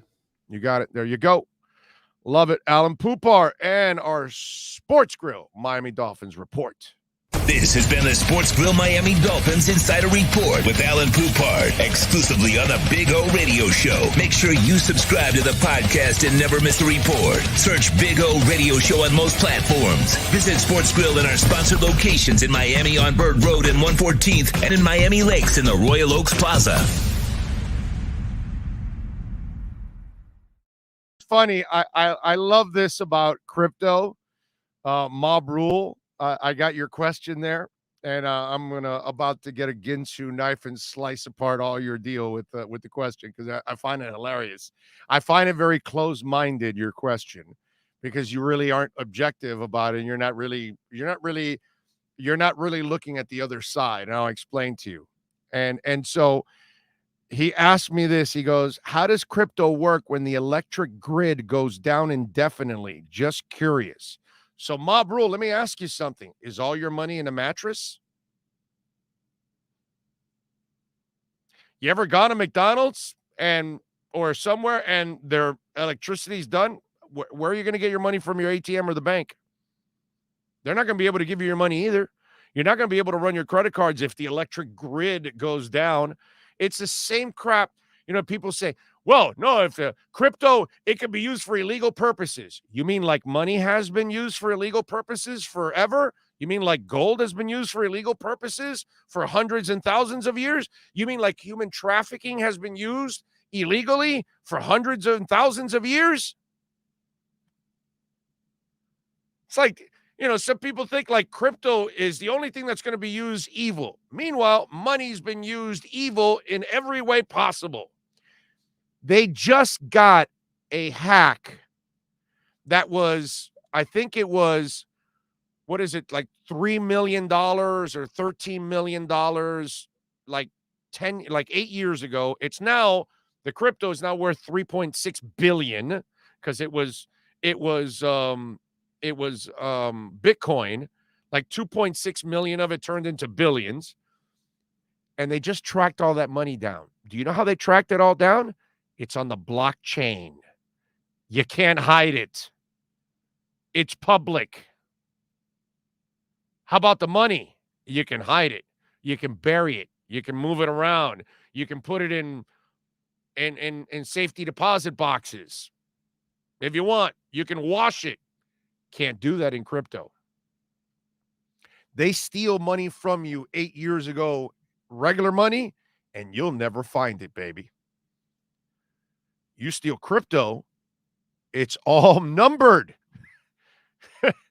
It can all be tracked. The second you use one of it, boom, it can be tracked. So that's the part that I reverse on everybody else that doesn't know jack shit about crypto. They were just, because they were able to use technology, the technology in use that they didn't have 8 years ago, now they track all the stolen crypto and brought back every penny of it. Can't do that with money. Listen, ladies and gentlemen, I get it. You're intimidated. You know nothing about it. So you freak out when somebody brings it up and all that. Educate yourselves. Learn about it. It will be a part of your life, whether you like it or not. This is the direction we're going in. So learn about it. Educate yourself. OK Coin. By the way, OK Coin, they have their own crypto shows too. Every week. You can learn. Go visit my boy George. Cryptos Are Us. Cryptos, the letter R and us.com is a website. And he also, you can find it also on YouTube. He's an Asian guy. Excellent work by him. Patience, homework, open your mind, and you'll understand all of this. Sean, go ahead. Yes? Hit the microphone on. That might help. Tom Pelissero reporting the Dolphins are hiring Frank Smith as their offensive coordinator. Source said most recently the Chargers run game coordinator, offensive line coach. Smith has a strong history of developing tight ends and offensive line, filling a big need in Miami. What did Poupart just say? He goes, yeah, there's probably going to get a guy to help him on the run side. Boom. You got it. So there you go. So Frank Smith becomes the offensive coordinator. And we will find out. Let's see. What do we have? Oh, let me see what the Corn Iowa Productions. Thank you, sir. Frank Smith is the new OC, just reported. Thank you. So Brian Flores is now suing the Texans for not hiring him.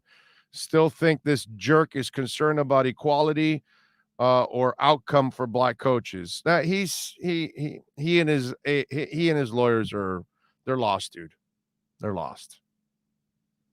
You know, they should watch the Crypto Fix FTX Super Bowl commercial. Big O, yeah, that one was actually pretty good. That was I talked about it earlier with Larry David. That was just an awesome commercial. JP on Sports, Applebaum and Smith working together can make this line flow. Let's hope so. They better. We need it.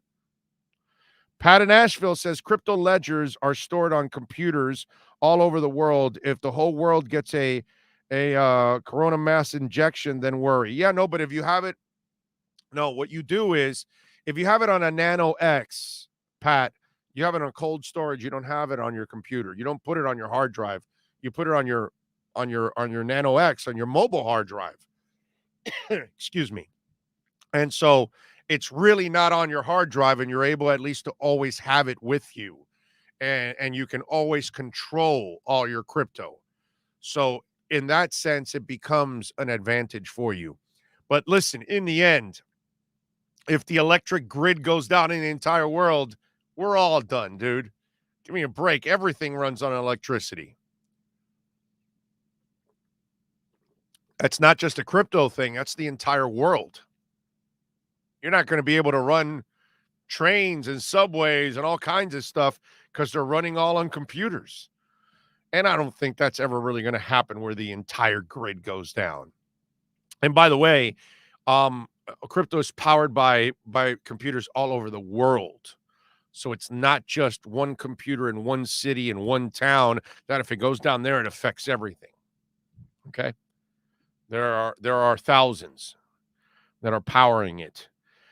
JP on Sports says Coach Jermon Bushrod, Ja Evans, Ben Grubbs, and Carl Nicks into Pro Bowlers in New Orleans. He helped Rashawn Slater's transition to the NFL go extremely smooth, and Matt Filer was at his best. Well, we shall see, my brother. All of that we'll find out. We'll find out. But what I love is he's addressing the issues that they need. Frank Smith brings a little more, experience also to the table. So that'll help a guy like Applebaum. I think all of this is hopefully a positive for Miami. Big O, do you think Austin Jackson can excel in zone blocking system? We'll see. I don't know, my man. You know, here's what we don't know, my brother, about Austin Jackson. How mentally tough is he? Failing will take a toll on human beings. And every human being is wired differently. Some people are relentless, and if they fail or something happens, they're never going to stop, and they will try to find a way to overcome. Some others will, at the sight of first failure, are never able to come back. And you saw when Chuck Noblaw lost his mojo, never came back. And people in your life, right, that probably maybe had a career going on and maybe had a failure or two, and then never found their mojo back again, never got back into that career path or something along those lines. So Austin Jackson has failed gloriously for 2 straight years now. So where is he confidence-wise now? Where is he physically? Where is he mentally? Is he beaten down so badly that he can't find his confidence anymore? Or can a coach actually reach him and say, you're better than this, and that he can believe that he's better? Because ultimately, that's the question, my friend. Does Austin Jackson believe in himself? Does he believe in himself? If he believes in himself, then he'll go out there and he'll have success. But if he doesn't believe in himself and he's lost the confidence because of the failures of the last 2 years, then you'll have another Rick Ankiel on your hands. You'll have another Chuck Noblaw on your hands. You'll have that guy that lost his mojo and was never able to find it again. So the answer, I don't have. I don't know. I can't get in his head. Most of us can't get in his head. It's hard. It's hard. It's hard for people to fail. It's hard for people to sometimes have things taken away from them. And some people will not fight for it again. And they'll give up. And so I don't know what Austin Jackson is made of. I'll tell you this. The kid donated bone marrow to his sister and was able to then fight back and play an entire season at USC. Doesn't sound to me like a guy that quits that easy. It's pretty tough to do stuff like that. So I'm going to be interested to see if he does get the good coaching, will that then turn around his confidence? And will he be able to reach his potential here in the NFL? But it's tough, man. You know, when I watch Lewis Brinson, I admire the hell out of Lewis Brinson because he has failed a lot. Now, he's gotten slightly better on offense, but it's never affected his defense. You notice that? And I admire that because that shows me that mentally he's tough enough to compartmentalize the two and say, well, I've got to still do my job on defense, but on offense, man, I've got to pick it up. And he's slowly but surely, he's done a little better. Not good enough. We all know that. But that's part of the game, man. Baseball, my God, that sport will humble your ass. You're going to fail a lot in baseball. Baseball may be the sport because it's the hardest, because 30% is success. Okay? Think about that. 30% is success. You can't shoot a basketball at 30%. That's not going to be, you can't shoot from 3-point range at 30%. That's not success. But in baseball, it is. So imagine you have to already program yourself that you know part of the game is there's a lot of failure in it. Failure is hard, man. Failure is something that we have to use as a tool to educate ourselves, to empower ourselves. Don't allow it ever to be something that weakens you. Ever. All right, let's do this. Let's take a break. Hour number 3 is next.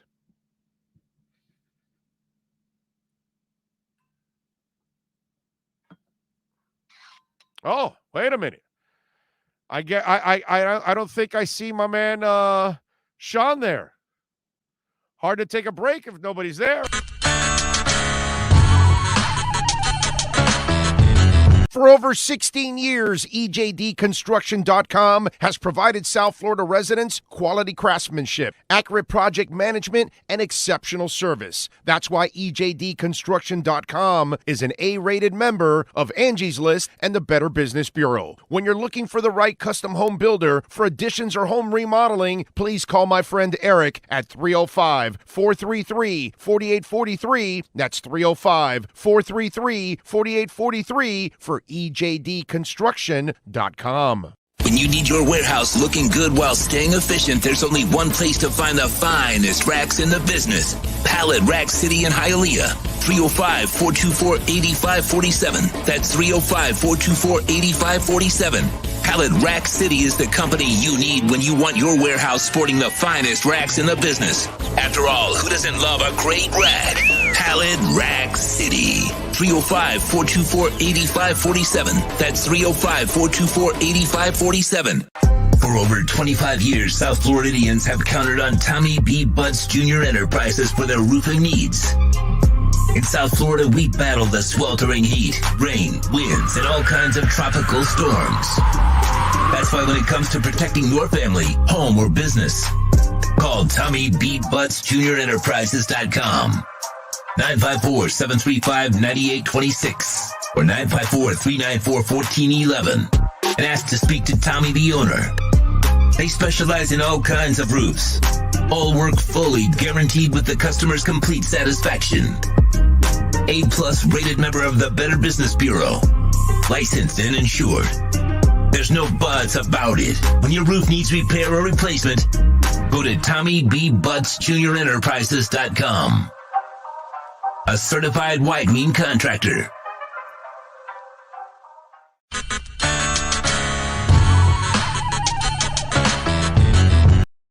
The viewpoint statements or beliefs expressed on the following program by the host, guests, or callers are not necessarily the opinions of FantasyAccess.com, Media Group Inc. ownership, management, sponsors, or website. The Big O Radio Show originates from the OK Coin Studios.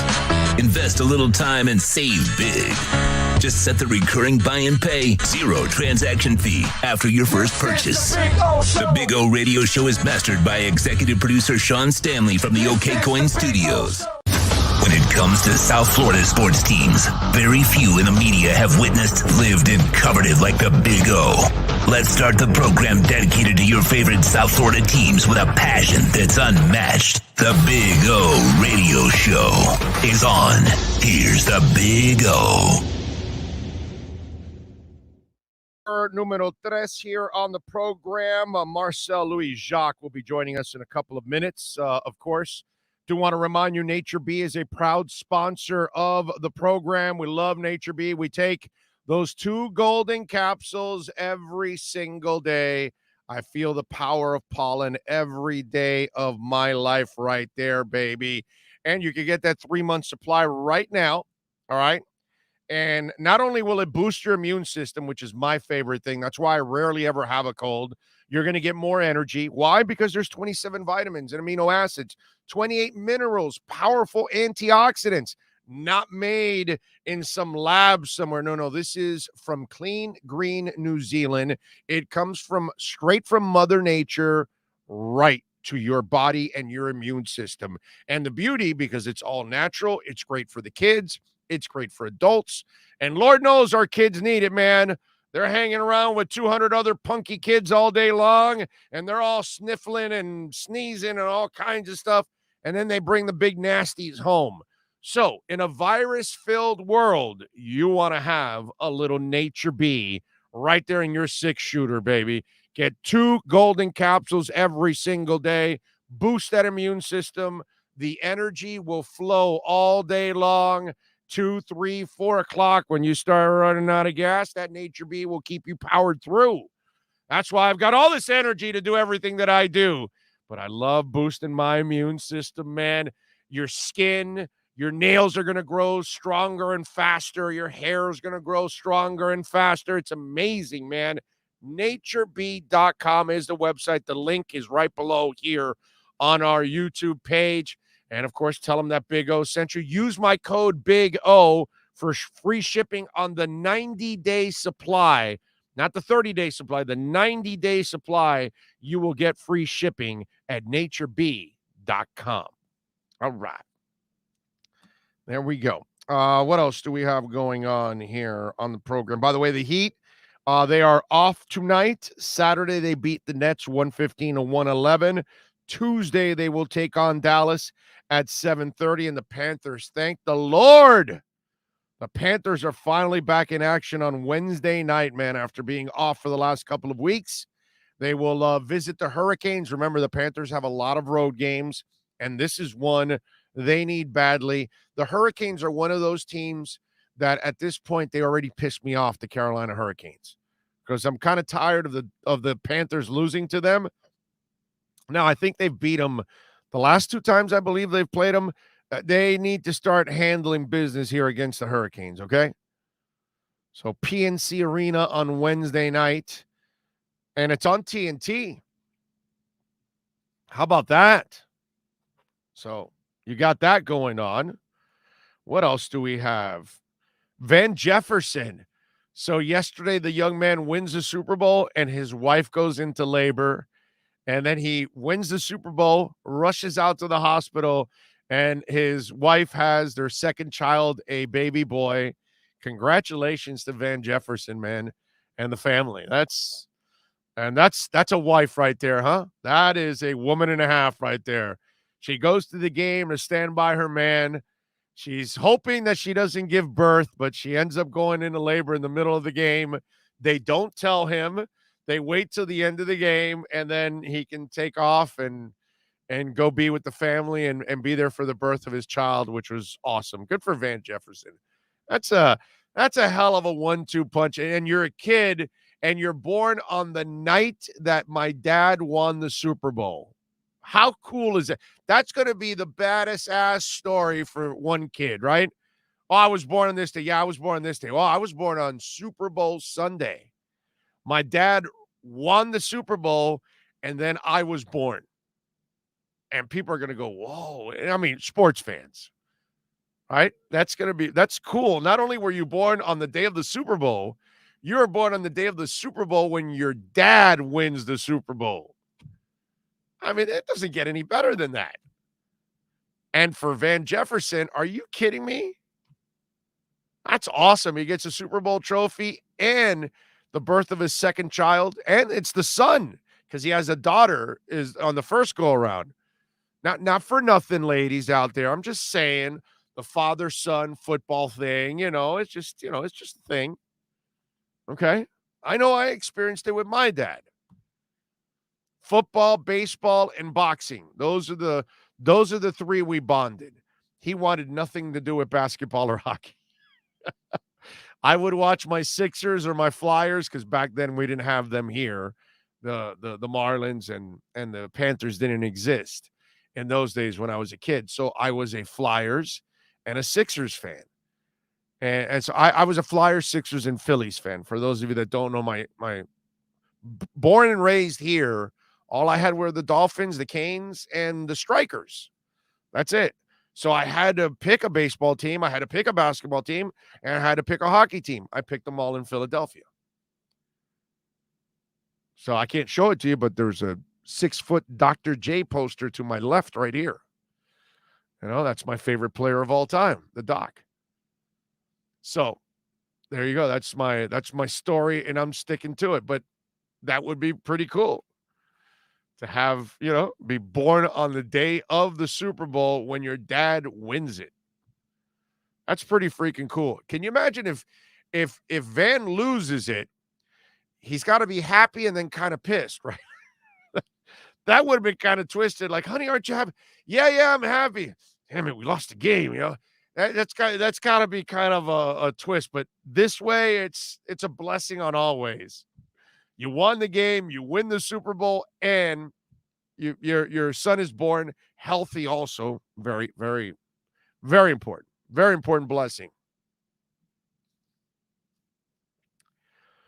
By the way, if I wanted to create the ultimate halftime show, because, last night we saw Dre, Snoop, Mary J. Blige, Kendrick Lamar, Eminem, and then 50 Cent. 50 Cent kind of snuck in there. So I'm thinking, let's come up with the greatest halftime show ever. And I have it. I have the combination. Okay? Psy, half of Milli Vanilli, William Hung, and Vanilla Ice. You get those four together. You think about that. Okay? You get those four together, and we're set to go, man. We are set to go.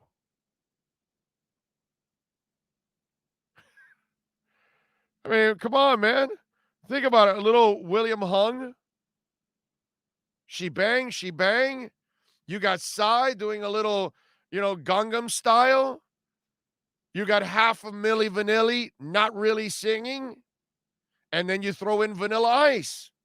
Not really a good rapper. And that would be, I think, it would be the most entertaining halftime show of all time. It would have everybody talking. You would have people all over the world watching. So I'm just saying. Not bad.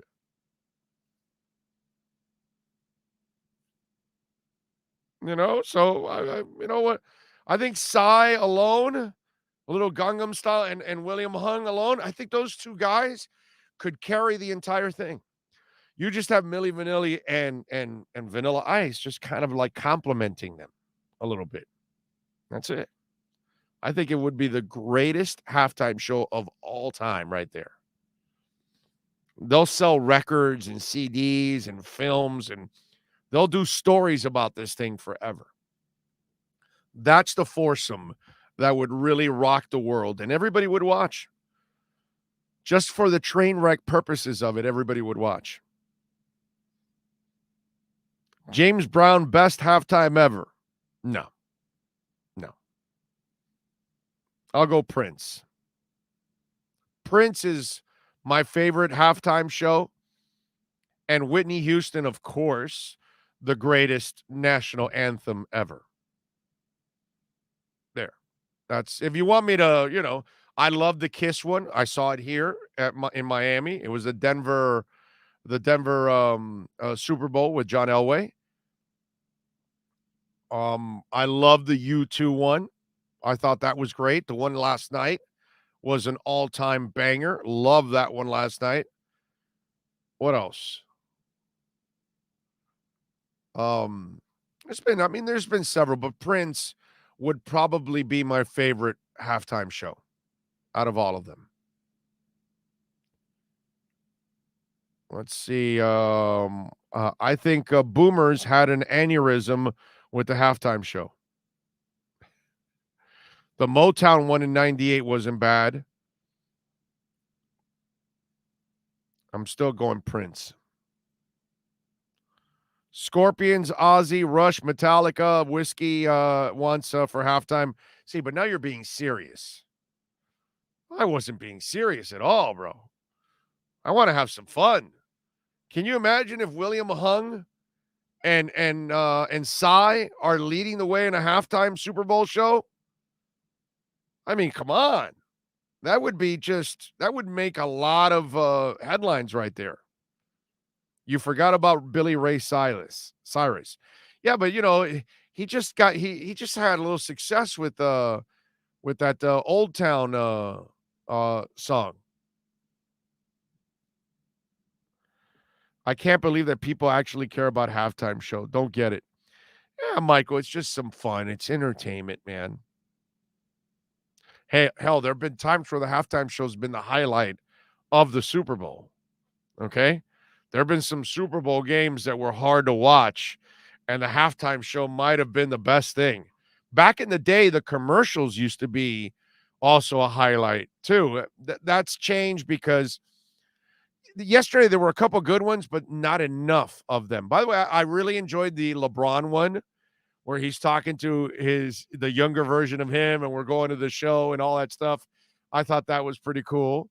I like that one. I love the Larry David one, like I told you guys. I'm trying to think of some of the ones yesterday. There were a couple that I liked, but it's not like 10, no, maybe even more, 15, 20 years ago, 25 years ago, the commercials were, they were on a roll. You know what I mean? It's not easy either, man. Come up with something new. Big O, I know you were doing the Crip Walk last night. Yes, sir. No doubt. Let's see. The Larry David one was great. Yeah, the Larry David one was not just great. It was perfect. It was absolutely perfect about crypto.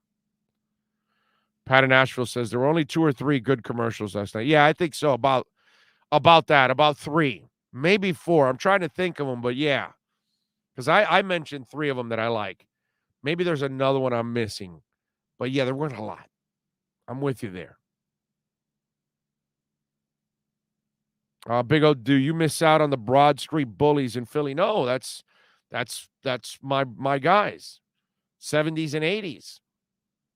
Early 80s, right? Until the late 80s, we started adding teams finally. 88, we added the Heat, right? I believe. So that's when things started to change for me back in those days. But yeah, 70s and 80s, that was my time, man. And as I've told you guys, rest in peace, my dad, who's, my ultimate best friend. He was a major, major degenerate. And I mean that in a good way, Dad. I love you. But my dad would bet on anything. And he loves sports. And as I've told you before, he loves sports so badly. And he used to bet wanted to make sure he had this rule. If he could not watch it, he would not bet on it. So you know what he did? He bought a C-band satellite. And back in those days, you would see any sport you wanted, you would find it on a C-band satellite. It wasn't blocked or anything. Okay? You can catch anything and everything on C-band dishes because back in those days, not a lot of people had access to that stuff. They just didn't buy those big ass C-band dishes and have that thing moving around in your backyard. It's like 14, 15, 16 feet wide, and they're big satellites. They're not just small. It was a major installation. You had to drill a big asshole into the ground and fill it up with a whole bunch of concrete and pull up a strong ass pole to then elevate the satellite above that. And oh my God, it was a pain in the ass. A hell of an installation. But because of that, I was able to watch anything I ever wanted when I was a kid. Didn't matter. Like he was a Yankee fan, he could watch all the Yankee games. And if I wanted to watch Mike Schmidt and the Nature Bee's in the way, but I got a little Schmitty there. If I wanted to see Mike Schmidt and the Phillies, I would then, there you go. Right there. There's Schmitty. That's my man. So yes, it was fun. So yeah, I would be able to watch all that kind of stuff. Live feed, no commercials, exactly. Not only that, bad words were being said. Like they would go to a break, and then the people would come in to help fix their hair, makeup, and then the guys would be talking, and they drop S-bombs and F-bombs and all that kind of stuff. Now, you weren't really recording any of that. Really. You were just watching and laughing and tripping out. When I would bring friends over and show them that, they would freak out on that. Because you would never see that. Nobody, the average American never really was able to see a C-band satellite and all the crap that went on behind the scenes. And I'm talking when we were in the 70s to early 80s, as we got a little more into the 80s, it started polishing up a little bit, and they started to go to breaks, and they didn't give you the live cut-ins anymore and all that kind of stuff. But back in the early days of the C-band, anybody that experienced it, you know what I'm talking about. Yep. My company, Laser Lightsaber, says, my company wants to sponsor you for a show in North Korea. Just kidding. Love the show. Yeah, no, North Korea. Sean and I draw the line in North Korea. We'll go to South Korea, but not North Korea. No. I'm not going to hang out with Rodman and Ung. Okay? Dennis Ung. Don't want to go hang out with Dennis Ung. Big O, if you're from the 70s, you have to like some Fleetwood. Of course. Love Fleetwood Mac. How can you not love Fleetwood Mac? My favorite Judas Priest song is a Fleetwood Mac song. Yes, sir. You know what it is? Huh? Let me see. Where's Jorge Luis? You know what it is? You know what the Fleetwood Mac song is that I like for Judas Priest? The Green Manalishi with the two-pronged crown. That's my favorite Judas Priest song. And it's a remake. And I can pick a lot of other great songs from Judas Priest because they've got a ton of great songs. But their version of the Green Manalishi with the two-pronged crown is so superior to what Fleetwood Mac did. Oh, God, it is just great, man. Love it. Looks like Big O's dad spoiled Big O. Big time. Big time. Yes. Yeah, he spoiled me. Now, he made me work also. Like, since I was 12, I was working. Like, I always had a job. While he spoiled me, he always forced me, and literally he was forcing me because I really didn't want to work, but I did. And so he always said, all right, I'll give you this, but you still got to work. And I'm like, why? And I'm like, well, because you got to learn the value of money. You know, we don't do that to our kids nowadays. I've never done that to my daughter. Ever. I just told my daughter, go study. We'll give you what you need. Don't worry about it. You get the grades. We'll worry about anything you need. You need a car. You need some money. You need to go out. We spoil my daughter, but she deserves everything. The girl got a 5.12 ERA. What's it called? Grade point average, GPA. So, what are you going to do with a kid like that? You got to spoil it, right? But we don't do that to our kids nowadays. Those of us that are my age, maybe slightly younger, maybe 45 and older. I don't even know if you're 40, they did that to you, but 45 and older, I would probably say you're still living in that era. And anybody older than me, I'm 55. So anybody that's older than me, I know you lived that era like I did. That was my dad. My dad was, no. Yeah, I'm going to give it, but you're going to learn how to work.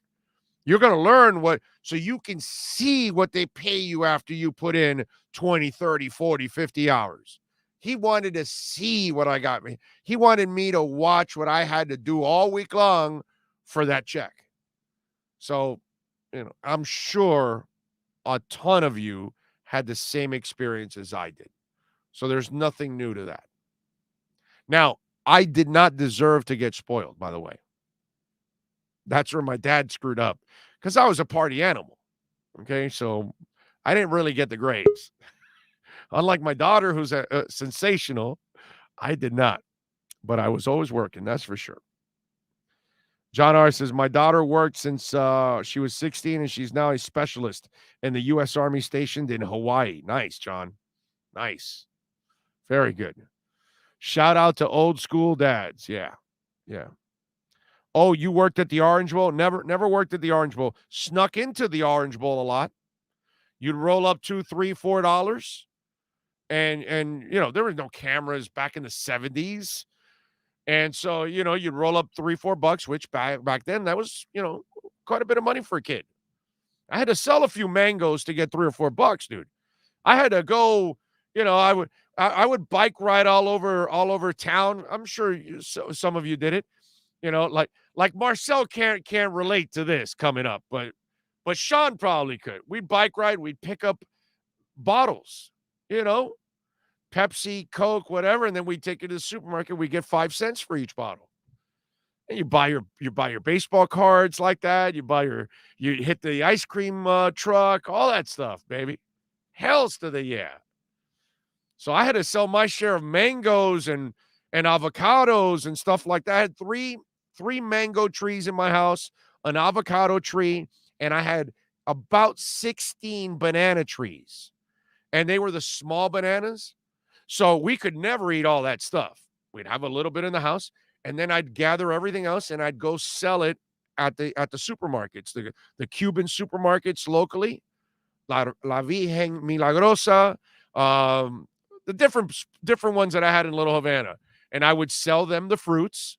They would buy it off of me, right? And if they didn't buy it, then I'd sit in a corner somewhere and buy Versailles or Coretta or whatever and sell the fruits. And how people are. They see the kid with fruits and they just buy it because it's a kid. Like, wow, it's cute. It's a kid selling fruit. And here I am. That's right, baby. Give me some money. I got to get me some Topps cards. I got to get me a Terry Bradshaw or something, All right, let's take a break. Actually, not a break. Let's get ready for Marcel Louis-Jacques, baby. He's got the edge. He's going to give you the edge. All the Dolphins information that you can handle next right here on the Edge Energy Drink Miami Dolphins Insider Report. Time to get the edge on the Miami Dolphins with our Edge Energy Drink Miami Dolphins report. When you want the energy drink that's delicious and smooth with zero aftertaste, you can only order Edge Energy Drink at myedgedrink.com. That's myedgedrink.com. Here's the ESPN Dolphin insider, Marcel Louis-Jacques. All right, Marcel, how you doing, man? Always something out here in Dolphins world. Busy little morning here. I'm sure, as people are well aware of in the chat, Dolphins just hired their new offensive coordinator. So, duty calls. to do a little bit of background on our guy here, and but other than that, man, it's another day in paradise. So, what have you learned about Frank Smith? You know, it's a guy who hasn't necessarily been in the league for a long time. You know, he hasn't. He was assistant tight ends or assistant offensive line coach in New Orleans starting in 2010. You know, spent some time with the Bears, with the Raiders, coaching tight ends, run game coordinator there, and offensive line coach with the Chargers. He's a guy who is known to, you know, as I think Tom Pelissero reported, he is known to develop offensive linemen and develop tight ends. Obviously, this means I think this is the official end of the George Godsey era, who was the co-offensive coordinator and tight end coach. This is a big replacement for him. I've got a source who's also telling me they expect Eric Studesville not to return to the staff. Of course, he was the running back coach and co-offensive coordinator. Nothing has changed as far as Mike McDaniel calling plays. From my understanding of it and my conversations with Mike Daniel, I forget, I don't have to be coy here. My conversation with Mike McDaniel, Frank Smith will work in conjunction with him. McDaniel is still going to be calling plays. And then wide receivers coach Wes Welker is going to, I don't know if he's going to get the official title of pass game coordinator, but he is going to be helping in the development of their weekly passing game plan. I'm also told that last year's wide receivers coach, Josh Grizzard, is going to be staying on staff in an assistant role, an assistant coach role. I believe assistant receivers is my understanding of it. So the staff is starting to come together. The chain of command, I don't want to call it the chain of command, but let's call it the process of collaboration is starting to come together. And, you know, again, this is now we're finally getting into that point in the season where we've got some tangible things to talk about. No speculation, no, well, okay, if they go after it. No, like this staff is coming together. We got the combine coming up pretty quickly here. Matter of fact, I know that McDaniel's in there working after we spoke on Friday. You know, I asked him, hey, are you going back and forth from California? Because, you know, we're joking about the housing market down here, how hard it is to find somewhere to live. And he said that no, absolutely not, man. I am here right now. Like there's no bounce back, there's no ramp up. This guy is in that office grinding. So you know, now things are really starting to come together. They can start working on roster evaluation and self-scouting. They can work on actual scouting and getting this new crop of players looked at in preparation for the combine at the end of this month. That's coming up, rapidly. You got to have a full staff in place by the time you get up there. So there's a lot to do right now for Mike McDaniel, but he's not really wasting any time in getting this staff together. All right, Marcel Louis Jacques joining us. Remember, you can follow him on Twitter at Marcel_LJ. Marcel, they're running a zone blocking scheme. So Matt Applebaum obviously must be teaching that. Frank Smith also must be teaching that. So these elements, they must be, used to teaching these kind of elements that McDaniel needs on this offense, because he has said it himself. He's coached the same scheme for 15 years in 6 different teams, so he's not changing. I wouldn't say, he's not necessarily changing, but I don't think he's coming in here. And we spoke a little bit about this, I think, on Thursday. He's not necessarily coming in here and bogarting his scheme. I think he meant what he said, and he confirmed that to me on Friday, that this offense, this defense, it will be tailored around the players that they have. If they don't have the guys to run what he wants, then he will figure out what they can run. Not unlike what Super Bowl winning head coach Sean McVay, Matt LaFleur, and Kyle Shanahan did in Washington when they drafted RG3. None of them knew necessarily how to coach a player like that. And, they didn't necessarily have that experience, but they said, okay, this guy is not tailored to what we do. We need to tailor what we do to him. So I would expect to see an offense that that highlights this offensive line strength, whatever it looks like after free agency, because it ain't going to be this. It's not. There's no way on God's green earth that these 5 offensive linemen are all going to be starting without something pretty drastically going wrong. But I think he's legitimately going to tailor to what they've got.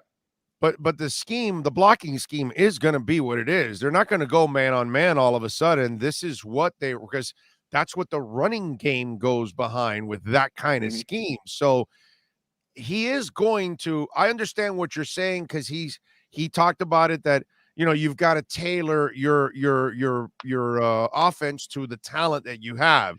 So obviously in this first year, he may not be able to pick up all the exact pieces he needs to run every kind of element in his offense. But on the blocking side, I would imagine that that's where they're going to work to, that they're going to find the linemen that fit that kind of scheme from here on out.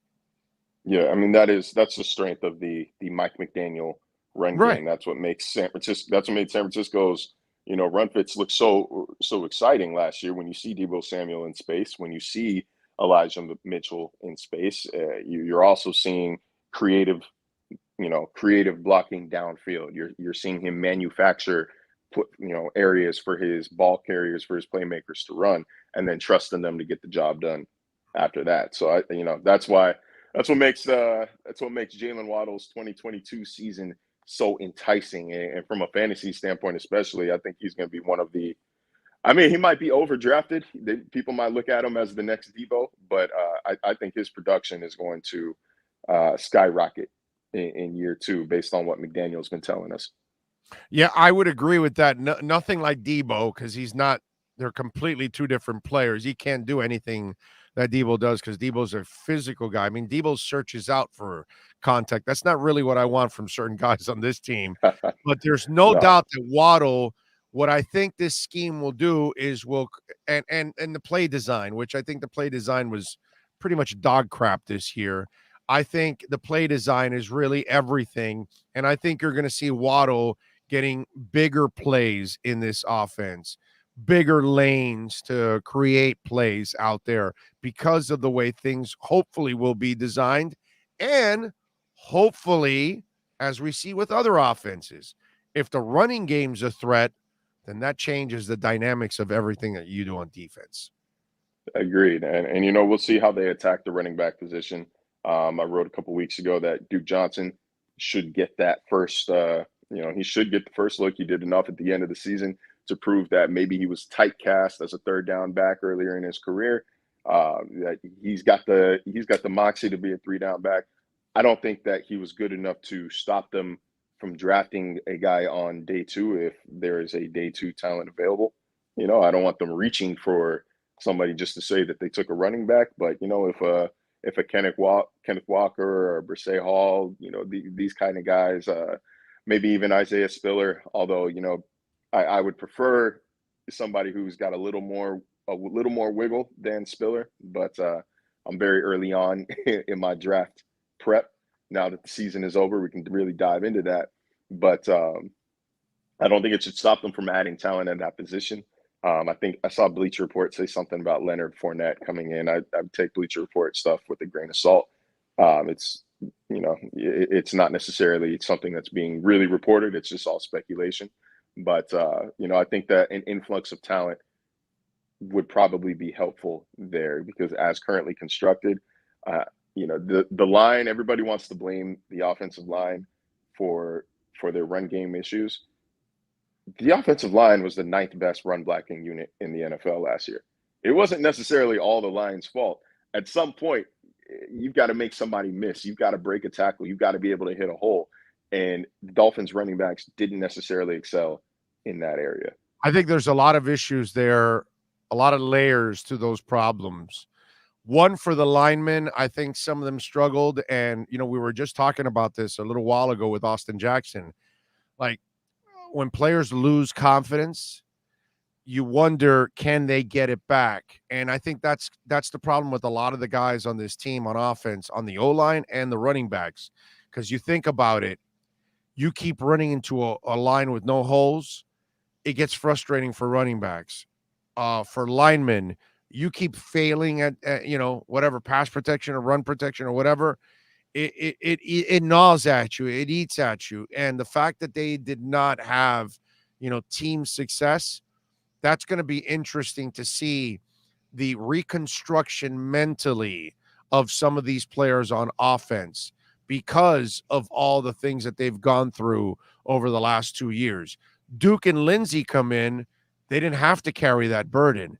So they were kind of refreshed because they weren't dealing with this line down in and down out, week in and week out for 2 years and all that. So I think that that's kind of the issue. That's going to be very interesting to see, if you can avoid the Rick Ankiels and the Chuck Knoblaws of the world. I don't know if you follow baseball, but, guys like that went from one day to another. All of a sudden, one guy couldn't throw to first base anymore.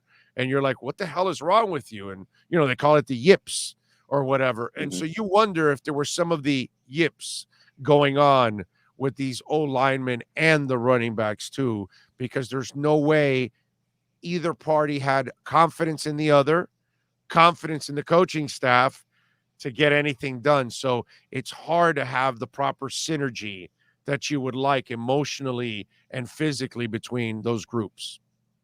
And see, this is where hiring an offensive guru, an offensive specialist like McDaniel will, in a perfect world, alleviate those concerns. When if you got the yips, if your confidence is down, here's a guy that's saying, okay, like, you're not a bad player, you're being used the wrong way. Here's how you should be used. Here's the position that you should be put in. Here's what we're going to ask you to do compared to what you've been asked to do in the past. Here's why it will work. And that's on McDaniel there as a motivator, I guess that we can say. There's more to head coaching. There's more to being a head coach than being X's and O's. You know what I mean? Like, there's more than just knowing the game. You have to know people.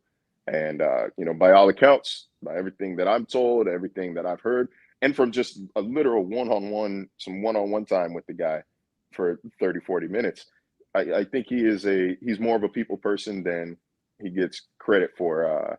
I think that, like, we see these snippets or before the hire, we saw these snippets of him, cracking jokes and being fun and in Zoom calls. And I think that maybe that created an expectation that that's what he's going to do 100% of the time.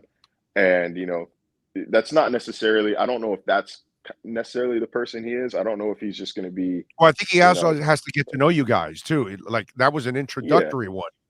So once he's dealing with you for a couple of months, then the force field goes down, and then maybe he uses that dry humor on you and all that stuff, and you guys are going to appreciate it, dude. You guys are going to appreciate it. It is a dry humor. Bro. Yeah, but you're going to appreciate it. He's genuine. You get to cover a human being now, dude.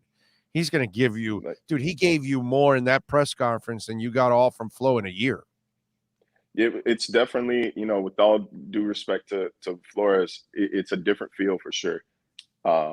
This was also more FaceTime than I've already, in 3 days than I've had with Flo in a full season.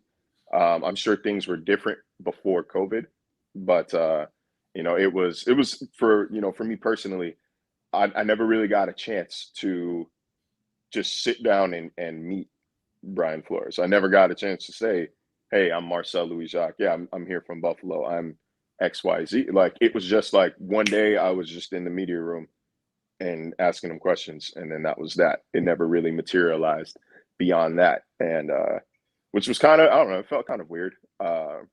When I was in Buffalo, after our first press conference, I got to stand and chat with Sean McDermott for a second.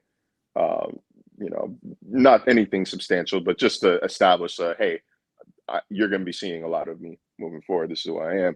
With Ron Rivera in Carolina, after my first press conference, they called me to the back hallway. We got to chat for a second, and never got that opportunity with Brian Flores. So I don't necessarily feel like I know him very well at all outside of that press conference setting.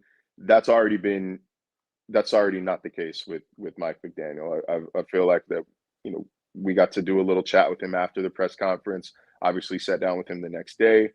He's a good. I think he's a good dude, man. I think this is going to be a different feel from a media perspective and from a fan perspective. I think you're going to get a little bit more out of McDaniel's press conferences. He's the kind of guy that wants to explain and he wants to teach. So I think as long as he has the time, he's going to make the most of it. All right, final two questions. Your thoughts on the Super Bowl? You know what, man? I'll say it. It was kind of a boring game itself. The second half, right? The second half kind of. The first half wasn't bad, but I'm with you. The second half was kind of lame. You're right. I was like, toward the end of it, especially after the halftime show, excellent halftime show. And then we start. Why you have to ruin why you have to ruin my second question, bro? Why you got to do that? Because, man, that's just being a good interviewee. Intuition, knowing what's coming. But no, after that bomb to T. Higgins, and I got up and danced. I thought my MVP pick was locked. But toward the end of the game, I was like, all right, I'm ready to watch Euphoria now. Like this is kind of and that's Super Bowls for you, right? Like you talking about the two best teams in the NFL. Like it's not always going to be some like high scoring slugfest. You're not always going to get. But we kind of knew that D line for the Rams was going to give them the edge, right? I mean, when it was all said and done, right? My favorite part of that was afterward, Quentin Spain, who I do like as a person, and I used to cover in Buffalo. Little bit of a trash talker, but after the game, tweets out like, "Oh, they didn't do nothing to me all game. Like I know y'all were waiting on me to fail." I was like, "Hold on, big fella. We saw you get beat by Aaron Donald in 4K on that last play. Right. Let's maybe put the phone away delete that for a second. Like it's not going to be fun for you anytime soon. But don't come up here and say that like you didn't allow anything all day like that. He whooped you, but it's Aaron Donald. Nobody's going to blame you for that. I mean, can't blame him for that, dude. All right, so you're a youngin'. So you've only seen a certain amount of halftimes. Where does this rank? This was, a good friend of mine posted this, and I'm gonna take it. I don't know if I can definitively call it the best halftime show ever, because that feels like being caught up in the moment. But I know that was my favorite halftime show ever. That's what I'm saying. Like, it was the last few years, it might be one of the best ones, actually. Might be. It was the only show where I knew every song. I knew the words to every song. Okay. It felt like it just felt so organic, man. Like the set was cool. Paid homage to South Central LA. They even had the Tam Burger spot up on the set. Like it was just an incredible experience to watch. The memes afterwards were funny. Like it just felt like a party there, like in the living room watching it. And then like the game comes back on, and it was like, oh yeah, damn, we gotta watch football again. Yeah, I'm with it. I loved it. The only knock I would have had on it was, I'm looking at, I'm going, okay, Kendrick's on his way to the Hall of Fame. Okay. All the other ones, Blige is there, Dre is there, Eminem is there, Snoop is there, and I'm going 50. And I understand the ties to Eminem and to Dre, but it was like, I just wish you would have gone a little bit more Godfatherish or Godmotherish, and you would have gone and bring me an MC Light or go back and bring me something that is royalty from back in the past or something like Fitty. I love Fitty's music. I enjoy it, all that, but he ain't ever going to the Hall of Fame and he doesn't belong with those guys. I just wish you would have gone with somebody a little bit bigger at that moment. It's funny that Rakim or something that was part of the core of rap or something, I just wish it would have been. It's funny, like, except that you say that about 50. A friend of mine told me, we were talking about our favorite rappers, like our top fives. and he put 50 in his top 5. And he was like, I know he might not be the best, but he's like my favorite. And I was like, yeah, you know, like when 50 was hot, 50 was Fun. it, man. It's fun. That's one of the, you know, that's right up there with like late 20 or late 2000s Lil Wayne, as far as like, and late 2000s Kanye, as far as like dominance when they're on top. The problem is his songs don't necessarily have staying power. Fitty or DMX? Oh man, see, I'm gonna age myself when I say 50 at the top. Like at his peak, at his peak, I'm taking 50. DMX. Staying power, DMX. That was the problem with 50 Cent. His songs don't have staying power. Last night was the first time I've heard in the club in like 15 years.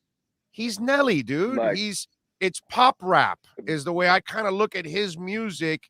It's pop rap, whereas the other rap is like, I don't know, dude. It's just like it's part of the fabric of the foundation, is what I'm saying. You know what I'm saying? Those people that you saw up there, they're like the fabric of the foundation of that music. Mary on the R&B side, and the rest of them on the rap side. I don't put 50 in there, bro. I just don't. Yeah, I think that's just his. That's, you know, that's just his tie into, you know, his tie into Aftermath, I guess. But like, and as I told you yesterday, he's been hanging out in the drive-thru with me, not in the club, because you tweeted out yesterday. Oh, I haven't heard it in the club in 15 years. All right. Hey, hold on. We got to talk about one of your takes on Twitter. Oh, we got to talk about the Odell take, man. Yeah, go ahead. No way are we blaming First of all, the Rams don't. I didn't blame anything. I didn't blame it. I said this proves you don't make a big commitment to this guy. He's no longer a number one. He's not reliable. His body breaks down. He hasn't been an impact receiver since 2016. That's when he had the catches, the yards, and the touchdowns. Since then, he's had some yards, but not the touchdowns. His touchdown totals since 2016 are nothing. They're pedestrian. And I know he made a couple of plays. All I meant with my statement is he's a complimentary guy. That's all he is. He's no longer a franchise player. And you'd be dumb to make a long-term commitment or big commitment to that guy ever. That's my point. That's it. To be fair, he has more touchdowns in his time with the Rams than he did his 3 seasons with the Browns. And I blame that on franchise incompetence. I blame that on the Browns. Odell is still a dude. I don't know if he is Giants Odell anymore. But we can't act like he's washed. That's my point. I don't think he's washed up. I think he is. I didn't say he was washed up. Level 2. I think he's a high level 2. And before, I don't know if there's any update about his knee. If it doesn't require surgery, then which I assume it does. But if it doesn't require surgery in a lengthy time recovery period, then I would love for him to get paid like a high level 2. From 2017 on. 3, 6, 4, 3, 5. Those are his touchdown totals. That's it. It's and his yards 302, 1052, 1035, 319, and 537. You know, in 2014, 15, and 16, 91 catches, 1305, 12. 96, 1450, 13. 101, 1367, and 10. That's when he was a guy. Hey. He's no longer been that guy. And by the way, this whole thing about, you know, I know he hasn't had many quarterbacks and all that lately and all that, but there's a guy that got passed up on the Hall of Fame that rarely ever played with any kind of quarterback, and he was as special as they get in Andre Johnson. So I've watched the guys that are great have to deal with crappy quarterbacks and still be pros through and through. That's Andre Johnson. That's why I'm just saying, when I saw him break down yesterday, it just proves to me that he's not a guy that you make a commitment to. He's a complimentary guy at this point. He's no longer that guy you saw from 14 to 16. That's my point. No, but I can't blame him for. I don't want to blame him for getting hurt. Put it this way. If the Dolphins sign him to be next to Waddle, I will rip the Dolphins mercifully, okay? I will rip everybody in that organization to a point that I will tear down that organization if they sign a bum like that to a long-term deal. That's it. That's the way I look at it. He's got talent, but, all we do is make excuses for this guy every year. And I just don't see him holding up. It's sad to see, man, because I really think he would have that he had rebuilt his value during his time in LA. And somebody was gonna sign him. Yeah, but his time in LA is like this. He hasn't been tested through adversity again. We don't know how he's going to act. I mean, that's the problem also in this society. We're so quick to give people the third and fourth and fifth chance when they haven't even earned it yet. I mean, his time in LA is, 3 trips to the bathroom for a normal male human being. He hasn't been there long enough. But he was hooping. He was hooping. He was balling in LA, especially on a team with Cooper Kupp on it already. I mean, that just showed. Like you said, he's a high level 2 right now, with the opportunity to be a 1 on any given week. You would pay him for a high level 2 and a long term. I gotta see what's going on with the knee. If he got through yesterday healthy, then yes, I wouldn't have any problem doing that. No, I would. I would have a big problem giving any kind of a signing bonus to that guy. Oh God, that would be too many injuries, too much baggage over the years. I'd go for somebody that maybe might be a little bit more durable overall, but we'll see. All right, what are you working on ESPN so folks can check you out, my friend? So that my sit down with Mike McDaniel. I don't know if I'm ever gonna post the entire clip anywhere because it's kind of long, but I'm basically there's a few things from it that I'm writing about, including his plan on offense, and that's going to be coming. That's going to be dropping this week. I'll drop the clip on Twitter along with it. I think we've got some clips on ESPN.com as well for it. But yeah, man, I see people every time I post one, I see people say, "Hey, where's the full? Where's the whole thing?" And it's like, you really want to watch me just sit and talk with them for 25, 30 minutes? Yes, but here's the thing. I know what you're also doing, dude. Don't lie to me now. Okay, now that you have a human being, see, you would have posted the whole thing with Flo and all the ums and because he wouldn't have given you jack in 5 or 10 minutes that you would have talked to him. But this guy gave you so much that you can write some stuff about it, save some, write some for later. That's how this guy is going to be, because he's like Riley. He's like one of these guys that is going to give you a little bit more. You might be able to save some for another story later on. That's probably what you guys are doing. Stashing some. Look, man, this is how the game is, man. Like it's a long off season. All right. It's a long off season with not a whole lot of access. The ability to get the head coach like that for however long is invaluable. So what people don't realize in your job, you're writing another article about something, and then you realize that there's actually a part of one of the interviews that actually goes with what you're writing now. And these are things that, God bless you, man, for all of you out there on the beat now. You actually have a human being that's actually going to fill your notebook and give you stuff. And now we get to read stuff, which is really cool. We actually get to read about insight and things like that. It's going to be fun to actually have like a human being being covered now for the Miami Dolphins. I'm telling you, it'll be a lot of fun. It'll be different, man. No doubt. But, all right. Follow him on Twitter at Marcel_LJ, and you can get the edge on your Miami Dolphins. Marcel, as always, thank you, my friend. Appreciate you. Of course, man. See you Thursday. You got it. There's Marcel giving you the edge. You now have the edge on the Miami Dolphins with the Edge Energy Drink Miami Dolphins Report featuring ESPN's Marcel Louis-Jacques. Get the energy drink that's delicious and smooth with zero aftertaste. You can only order Edge Energy Drink at myedgedrink.com. That's myedgedrink.com. Donald was having some edge. Holy crap, that guy plays with an edge. Man. Talk about if we in life had the edge that Aaron Donald would have, we'd all be like incredibly successful. We'd all be billionaires at this point. Aaron Donald, that guy is absolutely amazing. The Welton Rayom text line, 855-912-1056.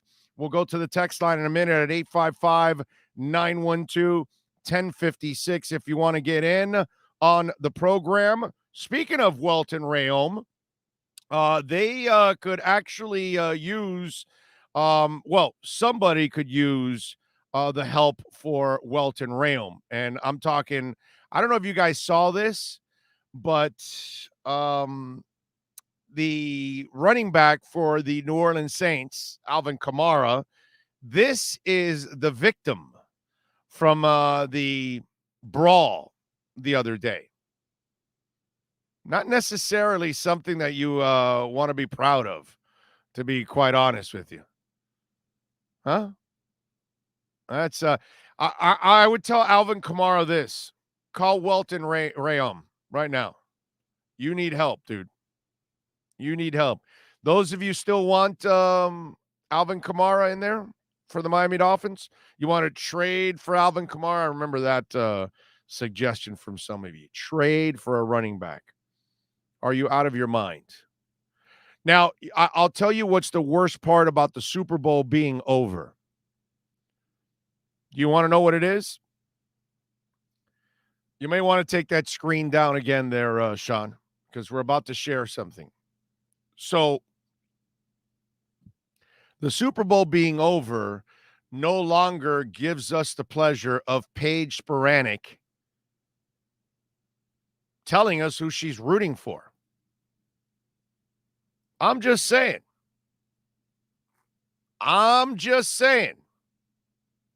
Okay? Got to give Paige a lot of credit here. You know? There's this is really how you want to prepare for the Super Bowl. The Bengals picture looks a little hotter than the Rams picture, right? Is that how we're going? What are you going, Sean? Rams or Bengals here?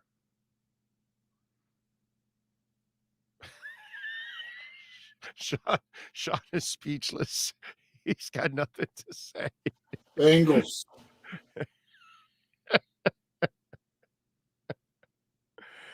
Yep, our favorite golfer, Paige Spiranek, just, throughout the week wanted to prepare you for the Super Bowl. And just think about this. I hope Paige does this every year for every Super Bowl. This is the reason why you want to watch women's golf. I'm telling you. All right? That's all I'm saying. It's the reason why you want to watch women's golf. It's Joe C says tie game.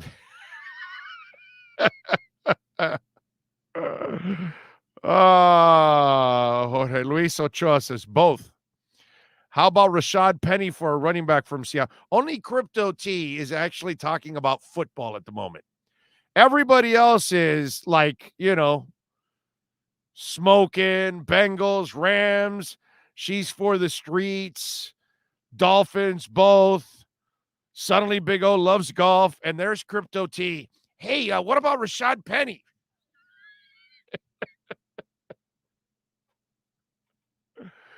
Oh, Lordy. She doesn't look like she knows how to balance a checkbook. She's actually a very smart woman. So you may want to read up a little bit more on Paige and follow her. She's just not dumb. She doesn't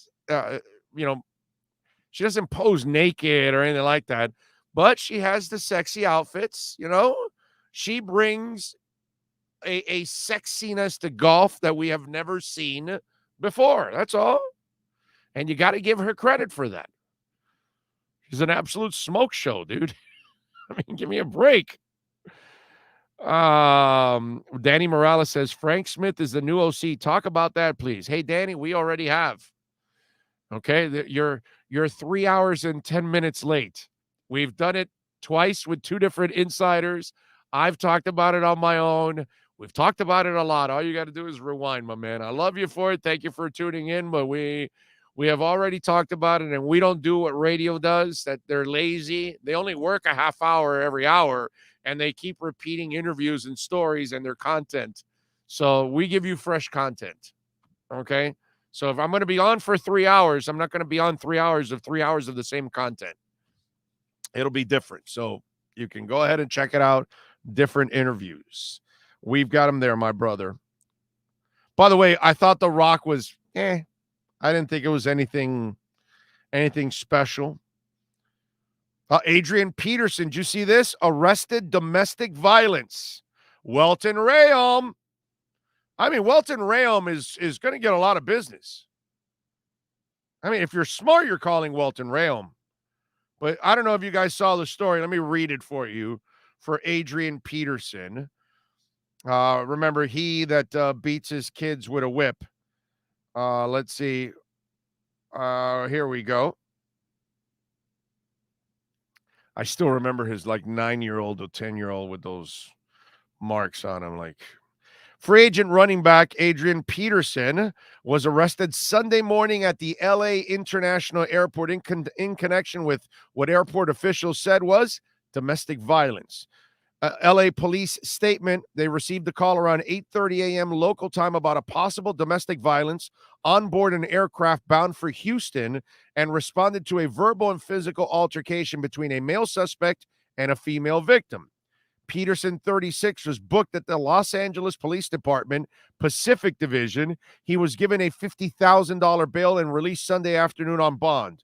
A representative for Peterson and his wife, Ashley, said in a statement that the two had a verbal argument on the flight. Peterson grabbed her wedding ring and scratched her finger, a source close to the Peterson said, and the plane then returned to the gate. The source said Ashley Peterson was not going to press charges. There's a private misunderstanding between husband and wife, and we anticipate that everything will be resolved shortly. And the Petersons' representative said in a statement, these are the things that you always fear, because you always fear about battered women, that they allow this stuff to pass because they think the individual that they're with is going to change. And you hope that it doesn't escalate, and you hope that nothing else happens to this woman, but you never know. And then when it's too late, then we cannot react. But I would say to Adrian Peterson, Welton Rayom is what you need, my brother. Speaking of that, the Welton Rayom text line, 855-912-1056. That's 855-912-1056 on the Welt and Rayom text line. If you want to get in anytime, by the way, that you're listening to the show day or night, watching it, downloading on the podcast, please smash the like button. A gentleman says, Dr. Dre, Snoop, Eminem, Mary J. Blige, Kendrick Lamar, full Pepsi Super Bowl halftime show. Oh, you sent me the link. Thank you, sir. I saw it. I mean, I have it recorded on my DVR. You know what? Now that I think about it, I might watch it again today. Big O, Omar Kelly is the man. Yes, he is. And he'll be on with us tomorrow. We love Omar Kelly. Omar might claim fans get too much into the QB play, which is probably true. But is he getting off the Tua bandwagon? He's the one that always tells you that it can't be done without an elite QB. That's BS, because what we did see this year, a long time, elite QB that needed multiple elite players like Donald, Coop, Ramsey, and Beckham to finally win one. Heck, to finally win a playoff game, he needed all that. It's about good teams and sound QB play. Oh, I forgot Von Miller on that list of players. Stafford needed to win it all. By the way, Stafford is not elite. Stafford is a very good quarterback, not an elite quarterback. Let's get that straight. But and another quarterback that isn't elite won the Super Bowl this year because he had the better team. But I love your text, sir. You are right. Big O, Eric Studsville was kept on the coaching staff. He was put back on as a running backs coach, which is a move I like. He was as a running backs coach. Well, let's see if everything ends up, staying status quo when it's all said and done. Oh, is there any truth about the story about Crossman and Boyer working to get Flo out? I don't know what to believe anymore. Jim and Ocala. Jim, let's move on. Forget about all of that. Flo burned himself. That's all I can tell. Jim, let's go by this. Who was the only media member in the entire planet telling you about Flo before everybody could even find out about it. Exactly. So I already knew what was going on with Flo behind the scenes. Doesn't matter what you want to believe or not. The bottom line is Flo was part of the problem, not the solution. And what people have to keep, some of you need to get past this. He didn't win 7 in a row. He lost early on 1-7. And that's why they're not in the playoffs. His decisions and the way what the environment he created is why you're not in the playoffs. Get that through your thick heads. Okay? It's not about his 7-game winning streak. He desperately had to win that. But as I told you from the get-go, from 1-7, once you've done this, you pretty much buried your season. But somehow or another, they kept the miracle going and they were alive towards the end. But in the end, you didn't get in because you went 1-7. And that was the tough part of your schedule. The second half was the easy part of the schedule. So that's why some players played better than they did in the first half, and why the team played better than they did in the first half, because they had an easier schedule. They faced easier opponents, and that's why they were able to pick up all those victories. But he got fired because he went 1-7. And that's why they said enough is enough. You're not going to run roughshod through the building and not produce. But those of you, you're stuck with this whole thing. Oh, he produced a winning record. Yeah, then what happened with 1-7? Because it would have been a lot better if he didn't go 1-7. But conveniently, the few people that make this argument all leave that part out. It's like the year that Matt went 6-3, I think it is, down the stretch. He actually went 6-6, but they only count the last 9 games. They didn't count the 3-game losing streak before. They counted the way the season finished. That's not how it's actually added up. So that's the problem that a lot of you seem to keep forgetting about Brian Flores. He got fired because he's the reason why they're not in the playoffs. Whether they were going to do anything in the playoffs or not, but that front office felt they had a playoff team, and he failed to make them a playoff team. And that's why he's not here anymore. So forget about what you want to believe or what you don't believe or what you hear or whatever. Who gives a rat's ass anymore? Let's move on from the gossip. Let's move on from the accusations. A lot of those people aren't here anymore. You've got to turn the page. And we've got to focus on Mike McDaniel and his new staff and the new season coming up and free agency and the draft and everything else. I cannot live in the past. And for Flo, I'm done. So let's move on already. That's what we've got to do. Stafford is better than half the QBs that have won the Super Bowl, but not the same class as Peyton Manning. Yeah, he's not elite, Eric. Yes, he's very good, not elite. I wouldn't argue with anything you said there. You're right. But he's not elite. An elite quarterback did not win the Super Bowl this year. It's hypocritical, Big O, just being hopeful. There's nothing that says Get Tua is elite, and to test the Finns front office is capable of building great staffs and rosters with elite talent. Well, then, what can I tell you, Robert? Then don't watch the season. Give up already, my brother. That's it. What can I tell you? Cincinnati fans, are they giving up? I thought they were loaded up and they got to the Super Bowl. So if there's hope for Cincinnati, there's hope for my team. And I am going to hold out hope. Because I don't even think Cincinnati will ever be back again. How do you like them apples? I don't think this is a sign of things to come. I think this is a team that just got hot. And as I said yesterday, now with success comes what? Pay. Yeah, I want to see Mike Brown start paying too. Let's see. The same owner that allowed his quarterback that he just drafted to blow out his knee, never built the line back up again, and he almost blew out his knee again.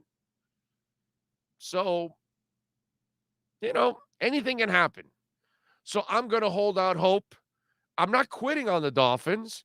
I'm not switching teams, dude. So what am I supposed to do? Sit here and be bitter the entire freaking time? And live off of what happened with Flo? And oh my God, we traded for Robin Senline. You want me to still live on that? Oh my God, Eric Green got hurt. That didn't work. Oh man, the AJ Feely trade didn't work out. You just want me to live on the past, dude? I'm not doing that. I got to turn the page. It'd be pretty boring for me to just sit here and then just talk about all the frustrations every single day. Can't do that. I'm not doing that. And I'm not going to live in the past. I have to deal with the past. It's tortured me. It's probably shortened all our lives. But I got to move on, bro. I got to turn the page. If you lose a job or something, do you just dwell on the job, or do you then move on and try to find the next job and maybe find a better job? Sorry, man. I'm not just going to sit here and just give up on everything, but it is what it is. P Double says players from our team and other questions too, especially his leadership. Well, you shall see if that's really a question or not. I don't really believe any of that.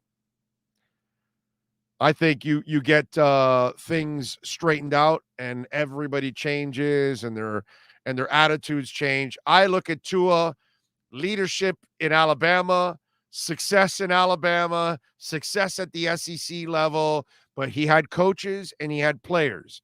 Here, he has no coaches and he's had very little players on offense to help him out. So when I see, like I've said already, when I see Tua have what Kirk Cousins has in Minnesota and he fails, then I'm with you. When I see him have what Ryan Tannehill has in Tennessee and fails, then I'm with you.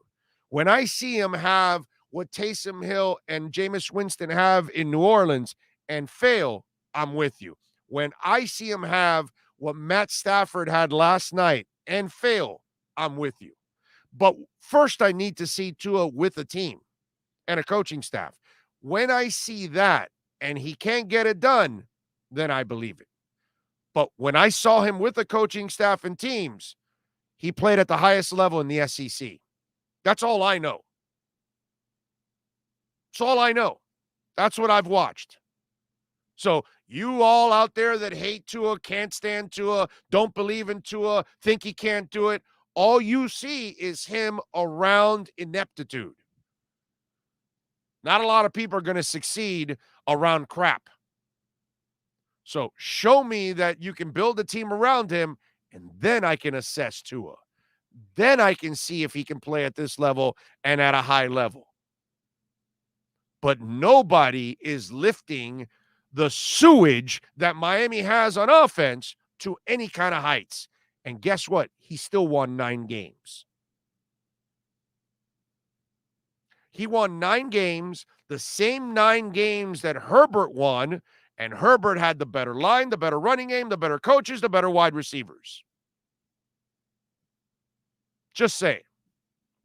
So when I see an even level playing field and Tua fails, then I will say I am wrong.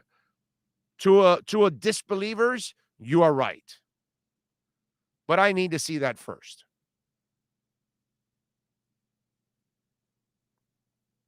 Hell, I'm still mad losing in 94 playoffs to San Diego when we were up at 21 at halftime. I'm with you, bro.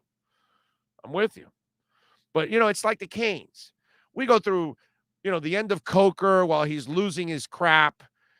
Dennis Erickson wins 2 titles, but then after the program goes to shit. And then I got to deal with Randy Shannon, and I got to deal with Al Golden, and I got to deal with Manny Diaz. What am I supposed to do, dude? Am I supposed to say, well, okay, the U will never find the guy? Well, Mario never won a national title in Oregon, so why should I even think he's going to win a national title here? Well, Jimmy Johnson didn't do jack shit in Oklahoma State either. He got his ass kicked by Oklahoma all the time and then came here and won it all. I didn't see Dennis Erickson win a national title at Washington State. Saw him get to a Rose Bowl, but not a national title. Saw him win 2 here. Listen, we're all going to go through bad times. We've gone through a lot of bad times lately with our football teams. But I'm not giving up on the Canes and the Dolphins. And I'm not just going to, then I'm just going to have this attitude, this shit attitude that they're never going to get it done. Not doing that. So we good. What can I tell you? By the way, OK Coin Crypto Corner for today. And right now, the market, let me give you the latest on the Bitcoin market, because obviously we've been following it a little bit, and it's been hovering around the 42 area. Right now, it's actually up a little bit to 42,800. It's hit 43. Be very careful right now in how you're investing. Okay, altcoins obviously have taken a bath with Bitcoin going down. Now Bitcoin started to go back up again, but it's kind of found the floor. And remember what I told you last week. I don't want an entire parabolic move. It went up, it found a floor, it went up a little bit more, and now it's found another floor. I like this. I think these are bullish moves for Bitcoin and for crypto. But here's the caveat. Here's the problem, ladies and gentlemen. Freaking Putin.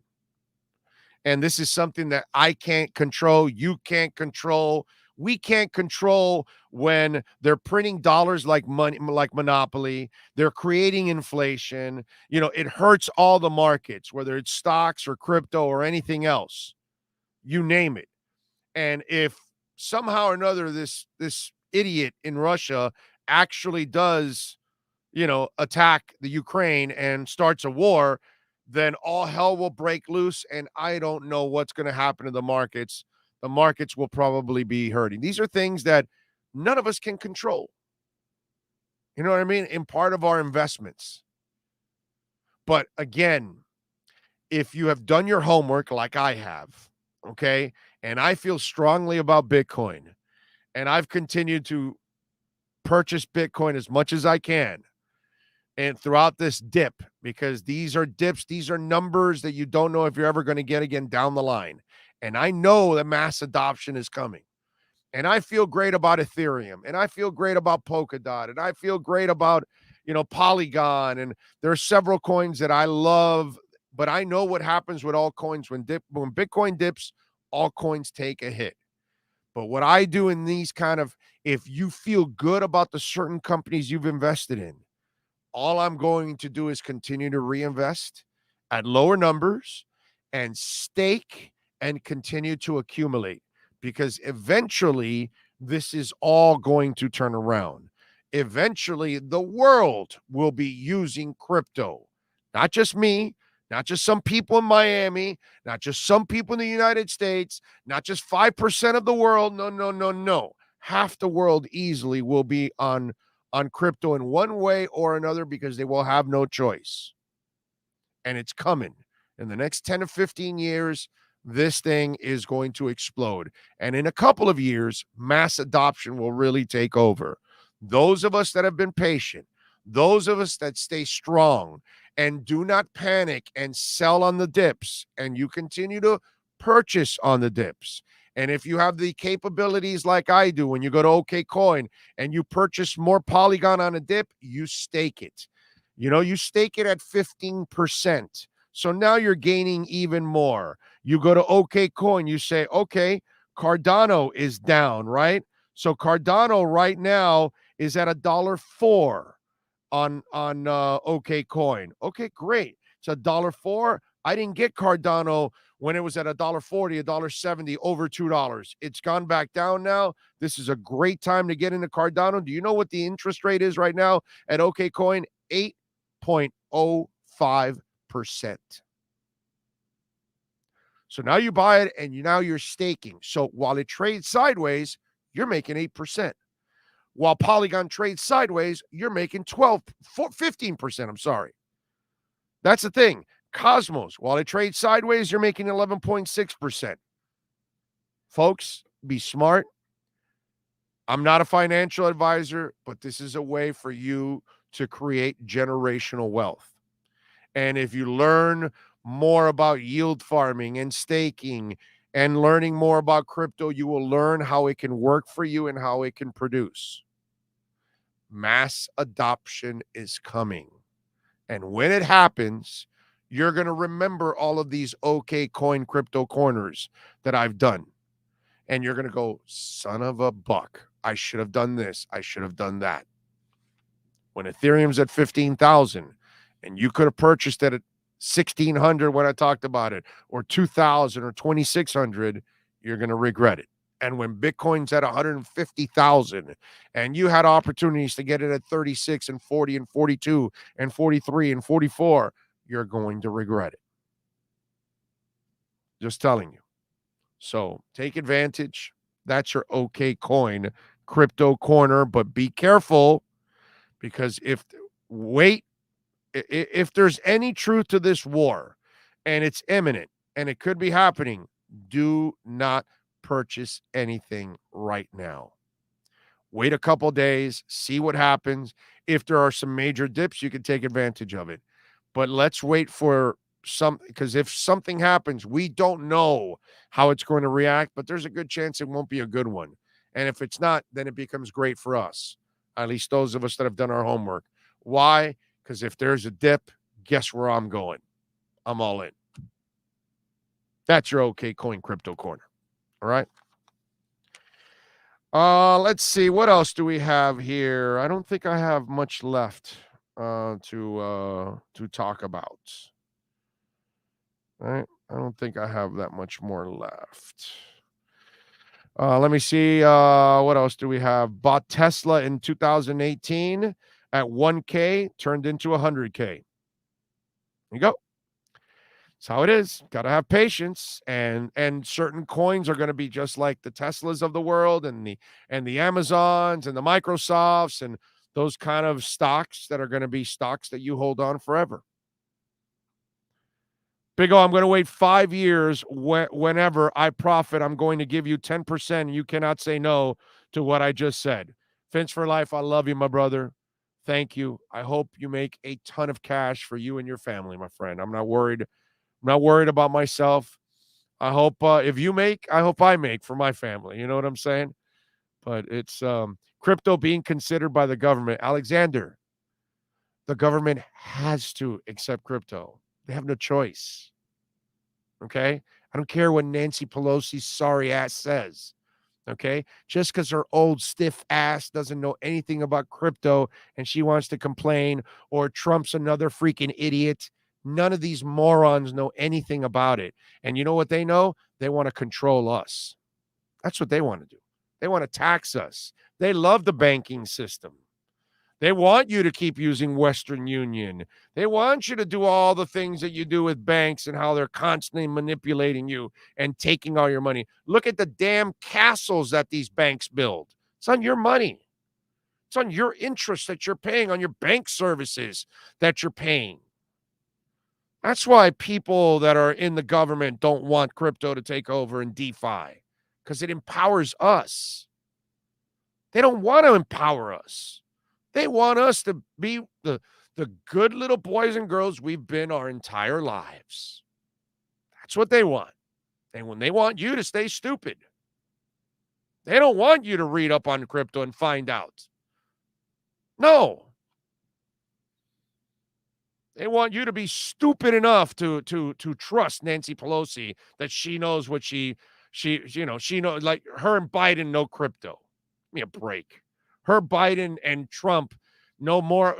You know what they know about crypto? What I forgot about crypto in the first week that I was looking into crypto a year ago.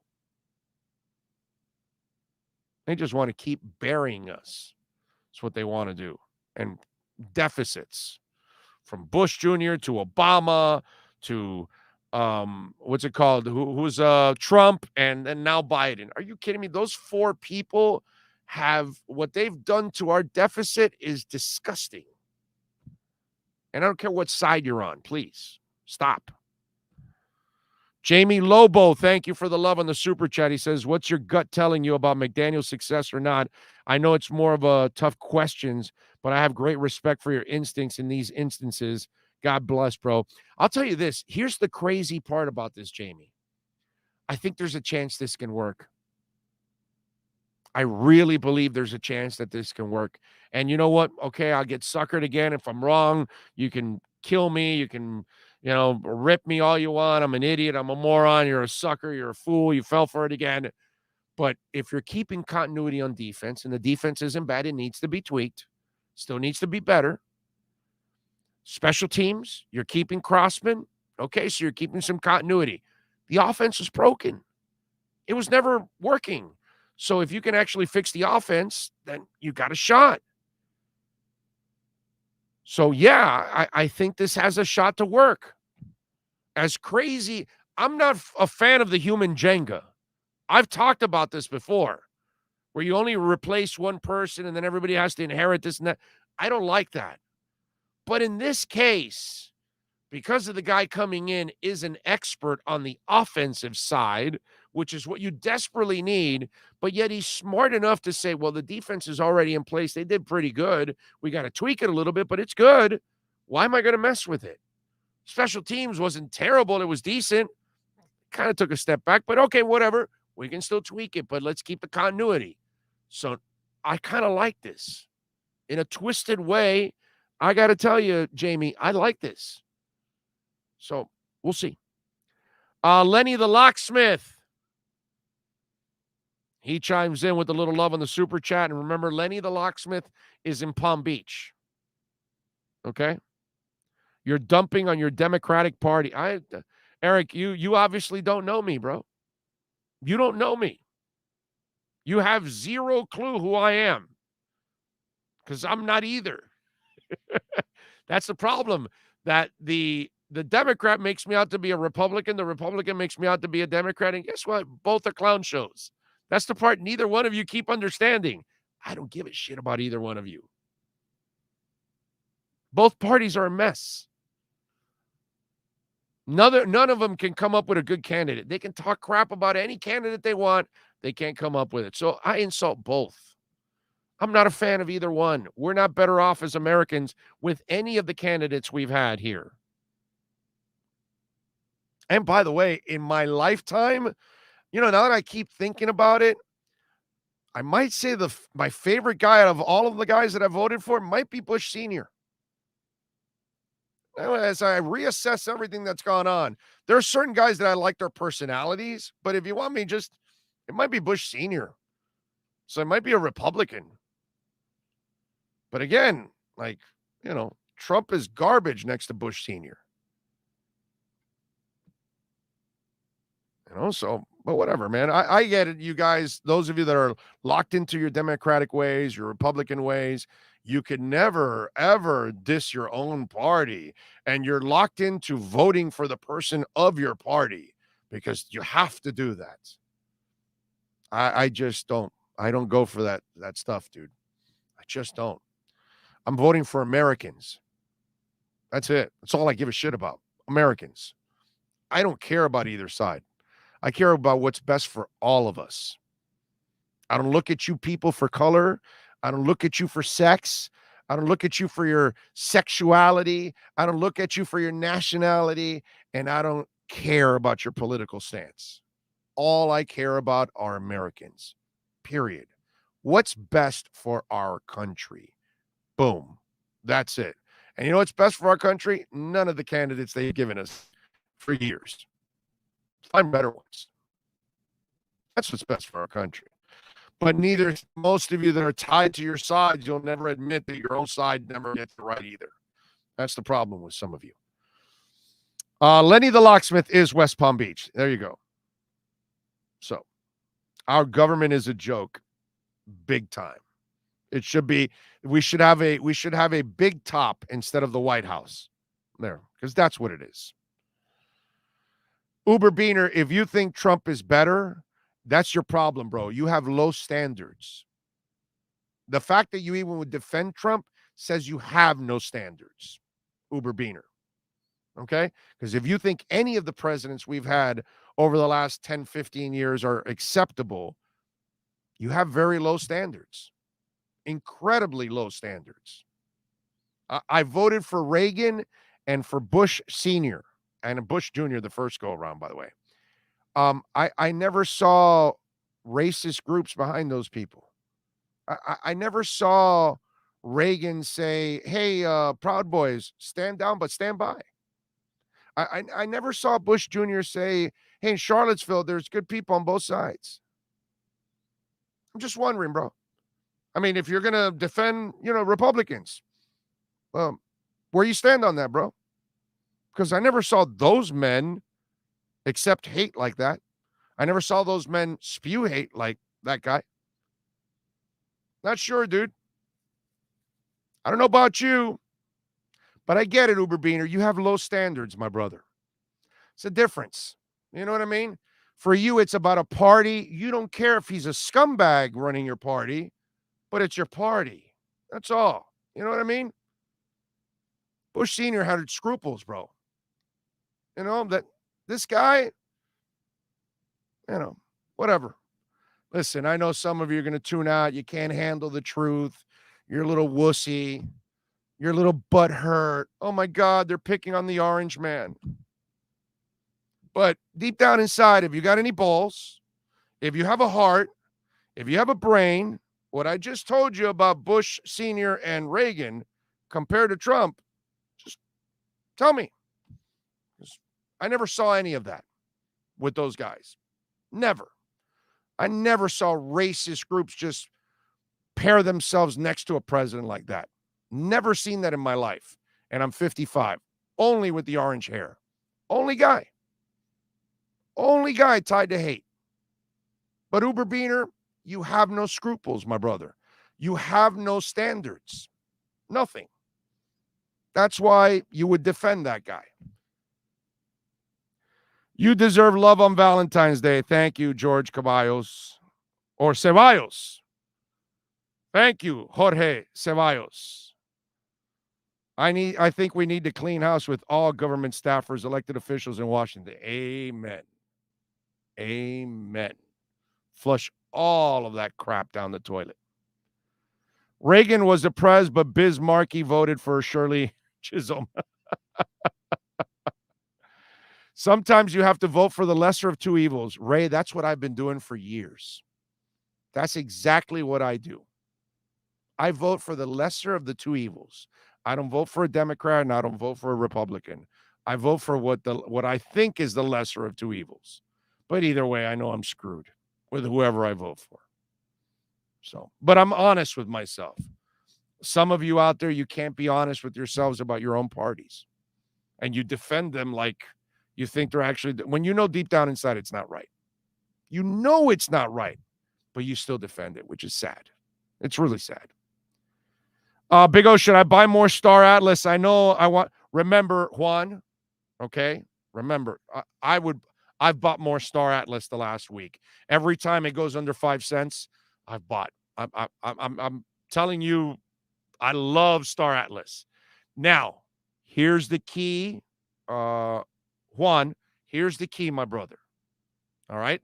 I'm not a financial advisor, but this is what I'm doing. As long as what you're purchasing from Star Atlas, listen to me, is not money you need for food on the table, for insurance, for a car, for education, for health, as long as it's money that you can leave sitting there and you don't care about it, because remember, Star Atlas is really not going to blow up from a year to a year and a half from now. Now, it's gone all the way up to 26 cents. So it's going to climb eventually back to the numbers they were at before at 16, 18, 20. So buying it at 4 and 5 cents is a steal. But the only thing I ask you, and I beg of all of you out there, if you're doing stocks, if you're doing crypto, if you're investing in anything, please make sure it's money that you're able to lose. Now, I'm not telling that you want to lose it. I'm just telling you want to invest in something that you want to hold off on. Okay? It's money you don't need to pay for anything right now. You need it for your family, then don't buy crypto. But as long as if you're going to use $20 or $50 or God bless you, 500, 1,000, if you have it and you're purchasing Star Atlas, as long as you understand that you're just leaving it to sit there, then you're good. That's the only thing. That's the only piece of advice I have for you. As much as I love Star Atlas, pay-for-play games are going to be enormous. The metaverse is going to explode. People love these kind of games and all that stuff, but it'll take a while. So make sure you allow it to sit there. So yes. But the caveat are, as I told you. All right, my brother? Hunter Butler says, won't the government just regulate crypto to get a share? No, they can't. They can't do that. They can't do that. They won't be able to do it that way. They can't control the blockchain. Okay? They won't have any control over it. So the regulations that's going to come to it, Hunter, are really good regulations. You know what they are? They're going to make sure that the companies that are involved are legit companies. So that way, like they do in the stock market. So that way you have a better chance of investing in right companies that at least have a chance. Doesn't mean they're going to succeed, but at least they're legitimate and they have everything that they need. Whether they succeed or not is a whole different ball game, but at least it's not some kind of that's why I tell you with crypto, because it's not regulated and there's thousands of coins, you got to be careful on what you invest in. You got to know the companies you're investing in, that they're legit. Because there are companies like in the stock market coming up all the time, penny stocks, all that stuff, and you don't want to get into that. So you've got to make sure. Juan says, I go with people that best represent my belief, and it sucks that we only get people from only two parties. That is why sometimes you have to choose the lesser of two evils. Amen, Juan. We're all stuck with that. Now, some of us will not do that. Some of us will vote for the party no matter what. I cannot do that. I will not do that. I will never do that. I've never done that in my life. So that's the difference. But what are you going to do? I mean, we all have our ways, right? You know? So it is what it is. Hey, Uber Beaner, he goes, white supremacist Richard Spencer endorsed Joe Biden for president. Did Joe Biden accept him? Do you understand English? Did Joe Biden say that in Charlottesville there were good people on both sides? Did he say to Richard Spencer, hey, stand down but stand by? Just asking, Uber Beaner. Did he do that? Did any president ever do that? Forget Biden. Anyone. Did Reagan ever do that? Come on, bro. Come on. Does that eat at your craw, huh, Uber? Did Reagan ever do that, buddy? Huh? What do you got for me, bro? Bush ever do that? Even Bush Jr. Did he ever do that? Huh? Did Bush Jr.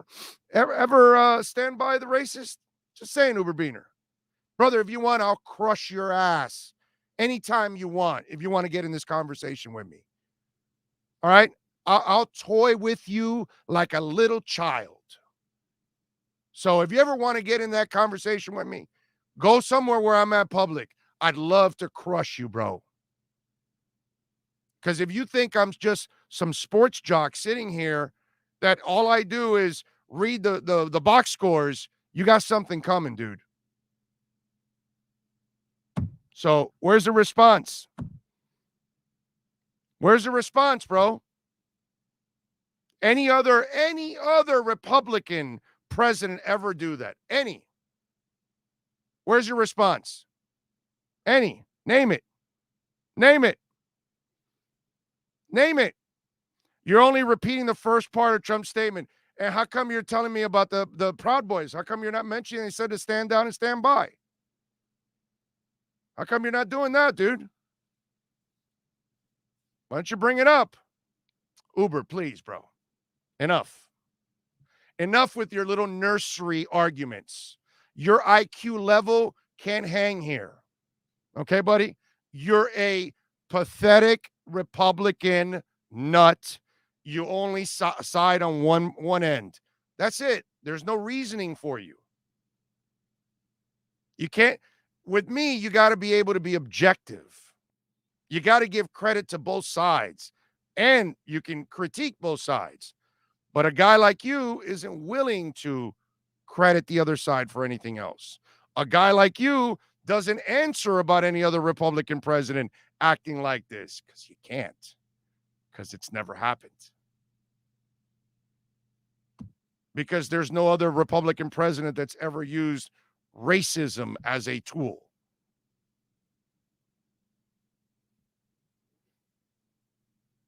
Yeah. So anyway, we shall see you tomorrow. Uber Beaner maybe can study up and maybe learn a damn thing or two and not stop embarrassing himself talking about stuff that he clearly knows nothing about. But that's all right, Uber Beaner. You're all good. Stay on sports. You're probably not very smart to handle the politics side. You're too one-sided, buddy. You don't have the objectivity to hang with me. But we thank Ira Winderman, Alan Poupart, Marcel Louis-Jacques, and, of course, Sean Stanley, who put it all together, baby. Always does. We shall see you tomorrow. Same time, same place, same bat chat.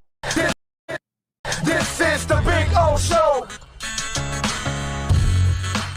Sports fans love a place with great food, cold drinks, and TVs everywhere. That's why sports fans love Sports Grill and their 7 amazing locations. Check out the Bird Road location at 11481 Southwest 40th Street in the back corner of the West Bird Shopping Center. Sports Grill is also now offering some great employment opportunities. All kinds of positions are now available from kitchen to hosting. Call for more information at 305-485-8845. From wraps to salads to amazingly delicious specialty dishes, Sports Grill is the home to the legendary special grilled wings. Since 1987, Sports Grill, good food, good drink, and good friends.